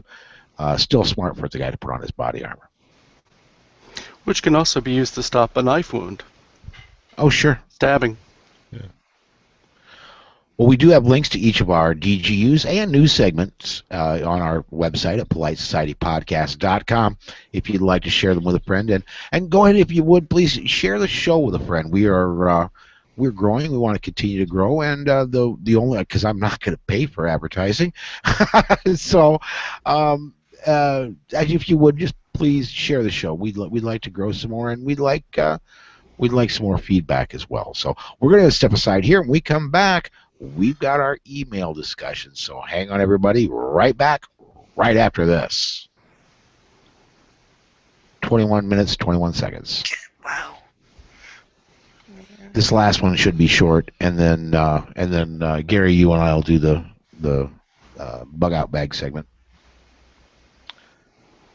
All right, and if it's okay, I'm going to go ahead and bring us in. Actually, Rob, either Rob or John have brought us in yet. Who wants to do it? Who wants to bring us in? Sure, I'll do it. Who? Well, we haven't assigned me these out yet. Anybody live on YouTube? We had a few viewers, not many. Say hello. How do we want to? Since you're bringing us in, Rob, you want to take the first one? Well, John just said he was. John. Okay, so John, you take us. I'll take the first one, yes. Just sign the rest, and then I'll do it. Okay. And then, Rachel, you want to take the third one? Sure. Oh, that's the fourth one you got. Okay. So, Rob, you get the listener from South Carolina. You're right, the South Carolina one.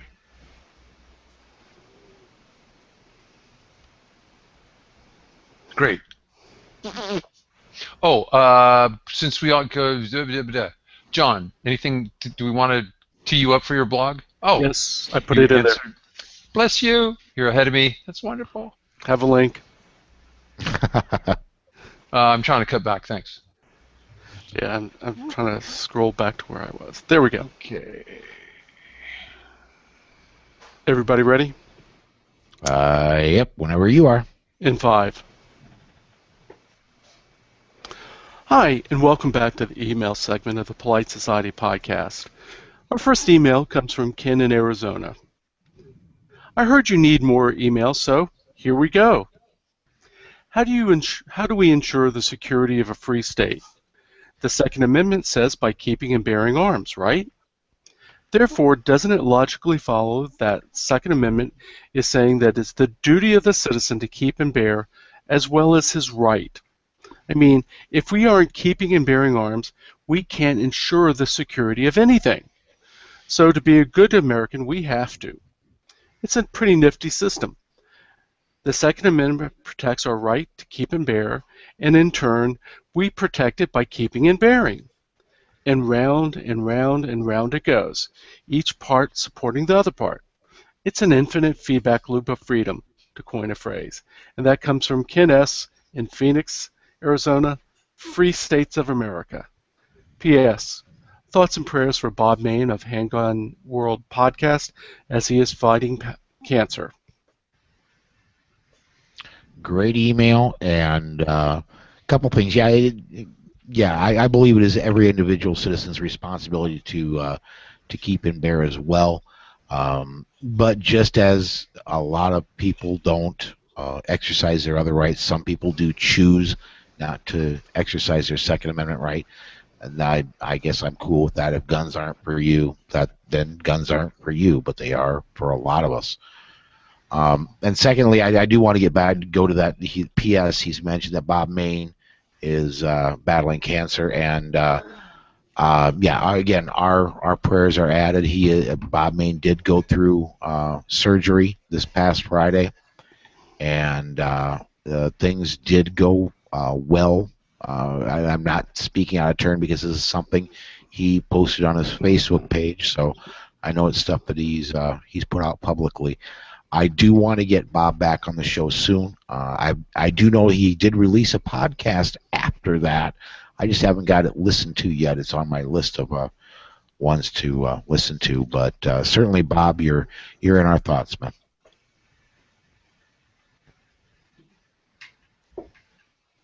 I think I got the next one then. William emailed this one in. A short one. Plan on other topics later. you mentioned the Ruger LCR and 9mm. Moon clips are very fast for reloading wheel guns. Now that's great for competition, but don't forget that moon clips are thin metal plates and therefore easily bent. Carrying reloads that way may be great for speed, but if the clip gets bent, you are dead in the water, so to speak. I'd rather sacrifice a bit of speed than the chance of not being able to reload at all. Just my opinion. William, I want to agree with you, but I want to take it one different way. That's for competition. For competition, yeah, they are lightning fast. However, I would never myself consider a revolver as a viable carry utility, simply because you get, depending on the revolver, 5 or 6 shots. Some of the 22s may be up to 8, but then again, you're carrying 22 as defensive ammo, which is not ideal to start with.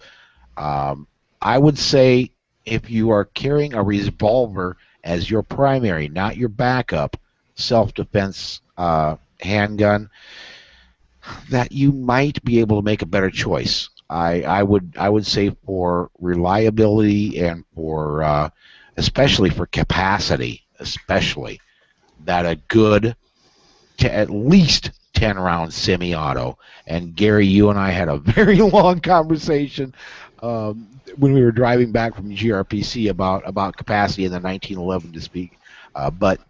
Even on 1911, the standard original 1911 Series 70 with a 7+1, in my opinion, is better than a revolver because of the reliability of reloading issues. Sure. Some people just like revolvers because of the reliability of that first load of ammunition. You get a misfire, you get a malfunction in a revolver, you just pull the trigger again, and there is no tap, rack, bang, and all the things we teach to deal with malfunctions in semi-automatics. And since most defensive gun uses are what, 3 shots, 3 seconds, 3 feet, or something like that, or whatever. I can see the point of both sides of the conversation. It's not for me for a primary, but I would. But as a backup, Sure. Yeah. Guys, I heard another comment, and that's more along the line of prepping. Mm-hmm. If there were issues in your area and you had to loan your neighbor a firearm, would you first loan them a single action 38, or would you be trying to explain the manual of operation for a semi-auto? Good point. You mean double action? Double action. Oh, did I say single? I'm thinking double. Yeah. But it is the original point and click interface. It's pretty intuitive. Right. Yeah. Right. Yes, assuming they have the hand strength. Good point. There's lots of, yes. Yeah. Lots of exceptions. I can't. There is no unequivocal. I would do this or that because there's so many variables. Exactly. But that's also a good point. I mean, carrying a revolver as a backup, if you are with somebody who is not typically carrying or not as familiar with the manual of arms, giving them a revolver, in one of those. I mean, look, if you got to hand a gun to a friend, you're in deep, deep trouble. It's deep. So, yeah. Well, okay, let's say you got to hand a gun to a friend. A striker fire. Now, I don't want to be accused of being a Glock fanboy, but a striker fire that has no external thumb safety. If you're handing a gun to a friend, I'm assuming there's there's a loaded magazine in there. Rack the chamber for them. They've got at least 7 or 8 rounds, depending on the firearm. And if you're handing a backup gun, I would say you're probably handing them maybe somewhere between a 8 and 13 shot capacity. If they've got a reload, hopefully you're still around to help them out with it, but it'll get you through for the next few minutes at least. Just to play a little devil's advocate, then here's my question: under what circumstances anybody actually see yourself in that you would need to give a weapon to somebody who did not normally have one to use? I can give you a great example because I've done it. Okay. We were living in Hartford, and a neighbor there was a escape from the South Dakota State Penitentiary here in Sioux Falls. The person was from Hartford and was thought to be moving towards Hartford. A neighbor did not have a gun and was scared. Okay, why wouldn't you give them a shotgun? That's what they got. Okay, we were talking handguns here, and that Okay. was kind of where I was going to with my point. Under most circumstances that I can think of, I couldn't think of a reason other than the end of the world type scenario where you would hand somebody a pistol who wasn't accustomed to shooting one. And there is that. My sister, if I'm out having, Susan and I are out with going out to lunch with my sister. We do every once in a while. My sister doesn't carry. Something starts happening at that restaurant. If I have a spare strapped to my ankle to go with the Glock 22 that's on my hip, I might hand it to her. Yeah, it'd have to be kind of like, I think, okay, now we're in a OK Corral kind of gunfight before you'd be in that situation where no, not necessarily. If you're going to be running, you're going to be. I mean, if I'm just saying there are situations certainly where I would hand a gun to somebody I know that's not carrying, that doesn't generally carry. I have friends, believe it or not, a few that don't carry. See, there are plenty of people who shoot. I can't believe you allow that, Paul. Yeah, hard to believe It's Paul their would choice. allow them to be friends, but It's got to be their choice to carry. Yeah. Absolutely has to be their choice. I mean, backup guns are a whole nother show, but there's lots of things to be considered with backup guns. Handing them to somebody, what their purpose is going to be, backup for your problems, New York reloads, whatever the issue may be. There's a ton of things to consider on the backup gun. I look forward to that article that you'll write for us, Gary. Ask me about it on a show. I could spin yarns. make it detailed. A listener from South Carolina who asked that we don't identify him on the air emailed this in. He says, several episodes back, there was some discussion about carry in your own home. When I'm home, I am in the place that should be the most secure. Consequently, I always have a Charter Arms Undercover 38 Special in a pocket holster. I have other heavy-duty firearms in the home, but the CA-38 is always handy, and even when I take a shower, it is in the pants pocket in the bathroom with me.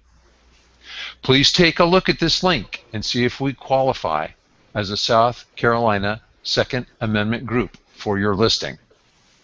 And he sends us to a link. I'll look at it later. Thank you for Palmetto Concealed Carry. Thank you for all you and the crew do to help us stay informed and alert. Yeah, and I did look at that, and as when we do have our voice actress come in and do our next set of stuff for us, we will add that to the normal one. And we've got a few more that we need to add into the list of gun rights groups that runs every show. Mm-hmm. So, yeah, pants on, gun on, and even, well like this listener from South Carolina does, if you're in the shower and your pants are hanging up outside the shower, there you go. Keep them in the holster. Yep, good stuff. I've got the last listener email.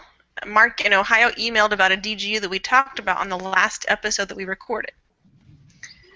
Hello, I'm sending you a link to a news story about a shooting in a town I work in. I've talked to officers on scene. The store clerk was open carrying in 1911. The thieves were so focused on the robbery they went right past the clerk. The clerk was shooting and walking backwards to a door. The clerk did not know there was a third thief watching outside the doorway. When this thug and the clerk met, it scared the lookout, and his shot at point blank was at the clerk's hip. I'm told the clerk did an outstanding job shooting.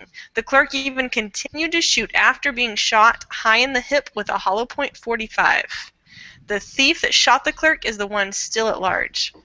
Capacity matters, and the clerk emptied his 1911.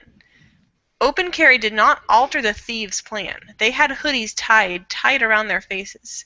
Maybe the hoodies kept them from seeing the openly carried firearm.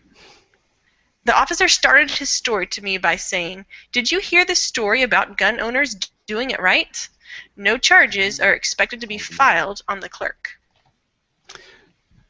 Now, I think we actually covered that story. It was from Canton, Ohio, or Lima, Ohio. Mhm. Yep. And we talked about how even being shot, he kept being shot in the hip and the leg. He stayed in the fight. Yep. And another thing I wanted to mention, and please, folks, go to our show notes, look up this link, watch that video. The newscasters and every person they interview all treat this clerk like the hero that he was. Mm-hmm. Good. Absolutely. So, well, that does it. We got a lot of emails this time. Well, partially that's because it's been a long time since we recorded the show. Thank you for everybody that emailed. Please keep sending them in. I'd like to be able to have emails like that every episode we do, which means we need, a lot more than we currently get. I'd like to get, a couple, 3 emails on every show. So if you haven't emailed in a while, please do. If you have emailed in, recently, please do it again. We really appreciate it. I really love getting the feedback, and it gives us something to spout off of without having to come up with content of our own. We could borrow from you. So, Paul, I have a few more that have came in just over the last few days, but I saw that we great. had enough, so we'll have a few more for Wednesday. Awesome. Super. All right. Well, let's go ahead and then see here. See if I can make this sound natural. It says here, Rob, are there any comments on the Slow Facts blog you want to mention? You've learned to fake sincerity so well in the last couple months. I'm telling you. I posted 2 articles since the last show. As we've mentioned over and over, I live in San Diego County. My sheriff prefers disarmed civilians. It's his opinion that law enforcement will keep us safe, and I point out where he is wrong again this month. I also wrote about some, I'll call them crazy feminists. Normally I would give someone the benefit of the doubt and say they're misinformed, but their claims are so extreme, I'll use that word crazy to describe them. They said that women promote rape when they protect themselves. More precisely, women promote rape culture on campus when they advocate awareness, avoidance, and self-defense. That hit a nerve with me since I've asked my wife and daughter to practice those very things. Both articles are up at Clash Daily, and they'll be up at on my blog and at AmmoLand. Before we go on, I want to stop here quick, and Rob, I want to really compliment you. I loved in that blog post that something you wrote. I don't have it right up in front of me, so I cannot directly quote you, but it was something to the effect of wearing a seat belt does not encourage automobile accident culture. So therefore, wearing a gun will not promote a culture of violence. And I love that analogy. Locking your front door doesn't promote assault culture. I can't quote from it either, but I did read it, and it was excellent. It was really good, well written. Yep. Thanks, guys. So John, well, what do you got going on your blog, man? Hey, you did that much more naturally for John than you did for me. Yeah, that was intentional. Well, I did an article this past Friday regarding an attorney who was running for the North Carolina Court of Appeals. Mark Davis was the lead attorney for the state trying to defend North Carolina's Emergency Powers Act. This act prohibited firearms possession off premises and firearms sales and ammo sales during any quote-unquote declared emergency. Well, you could have the governor declaring an emergency in eastern North Carolina that did not affect us in western North Carolina, but officially we would still be prohibited from carrying, even with a concealed carry permit, off premises. That case was brought by the Second Amendment Foundation and Grassroots North Carolina, Bateman v. Purdue, and we won it. The attorney was Alan Gura, and it was the first case brought after the McDonald's decision. In fact, I think it was brought within 2 days. But my point here was that even in nonpartisan elections, and judicial elections in North Carolina are nonpartisan, we need to check out the candidates, because even with all their endorsements, and this guy says, I have bipartisan endorsements from all these judges and organizations, they still could really be any gun. And you think, well, what? He's on an appeals court, an appeals level judge. He can certainly impact my gun rights. Amen. So we need to keep an eye on these guys. Yep. You Thank you, are John. ahead of your time, even without going to GRPC. They talked about the judicial appointments at the event. Yep. So you're 100% right. Yeah, and look for more on that very, very soon, because we're coming up on elections in about a month, and we've got to, if you're one that doesn't like the politics and what used to be the Politics and Guns podcast, be patient with us, because you're going to be getting some. Well, that does wrap up another episode of the Polite Society podcast. We don't have any guests per se to thank, other than our normal crew that's around us right now. So who all is going to be here on Wednesday night when we record the next one? I'm not going to be, I don't think. God, I hope I'm making money. Rachel, John? Well, since I make money during the day, I should be there. Very good, and I'm planning to be there as well. Good. It'll be the three of us then. Until then, stay safe. Be aware. And we'll see you down the road.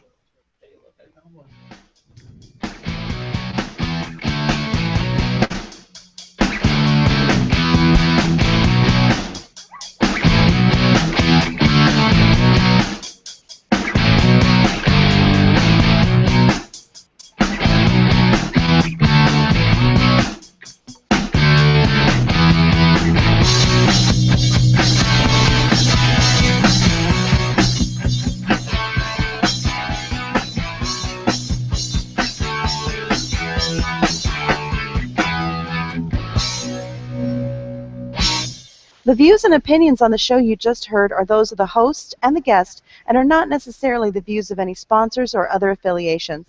But hey, not everyone is as smart as we are. This show, copyright 2014 by Paul Lathrop and Polite Society Podcast. Okay, very cool. I want to thank our live viewers. And again, if you would please, everybody that's watching on YouTube or Google Plus or on politesocietypodcast.com/live, if you would please patronize our sponsors. They keep the show coming at you for free. ABN Army Surplus, Concealment Solutions, Crusader Weaponry, New Jersey Second Amendment Society, and Firearms Safety Institute. Anybody want to say anything before I take us off air? It's great to get the band back together. Yes. Oh, man. Yeah, this is For fun sure. tonight. This has been fun. All right. Thanks, everybody that's watching live, and we'll see you next Sunday. And by the way, live viewers, we're doing this now every Sunday. We're going to do it 3 p.m. Central, or 3:30 p.m. Central. We'll go live. We start getting everybody together and start working things out about 3. But we'll take it live, 3:30 p.m. Central Time. Just after the Vikings celebrate their victories, we'll come back live. So we'll talk to you. Susan says, oh my God, we'll never be live again. So, all right. Next Sunday, then, we'll see you then, folks.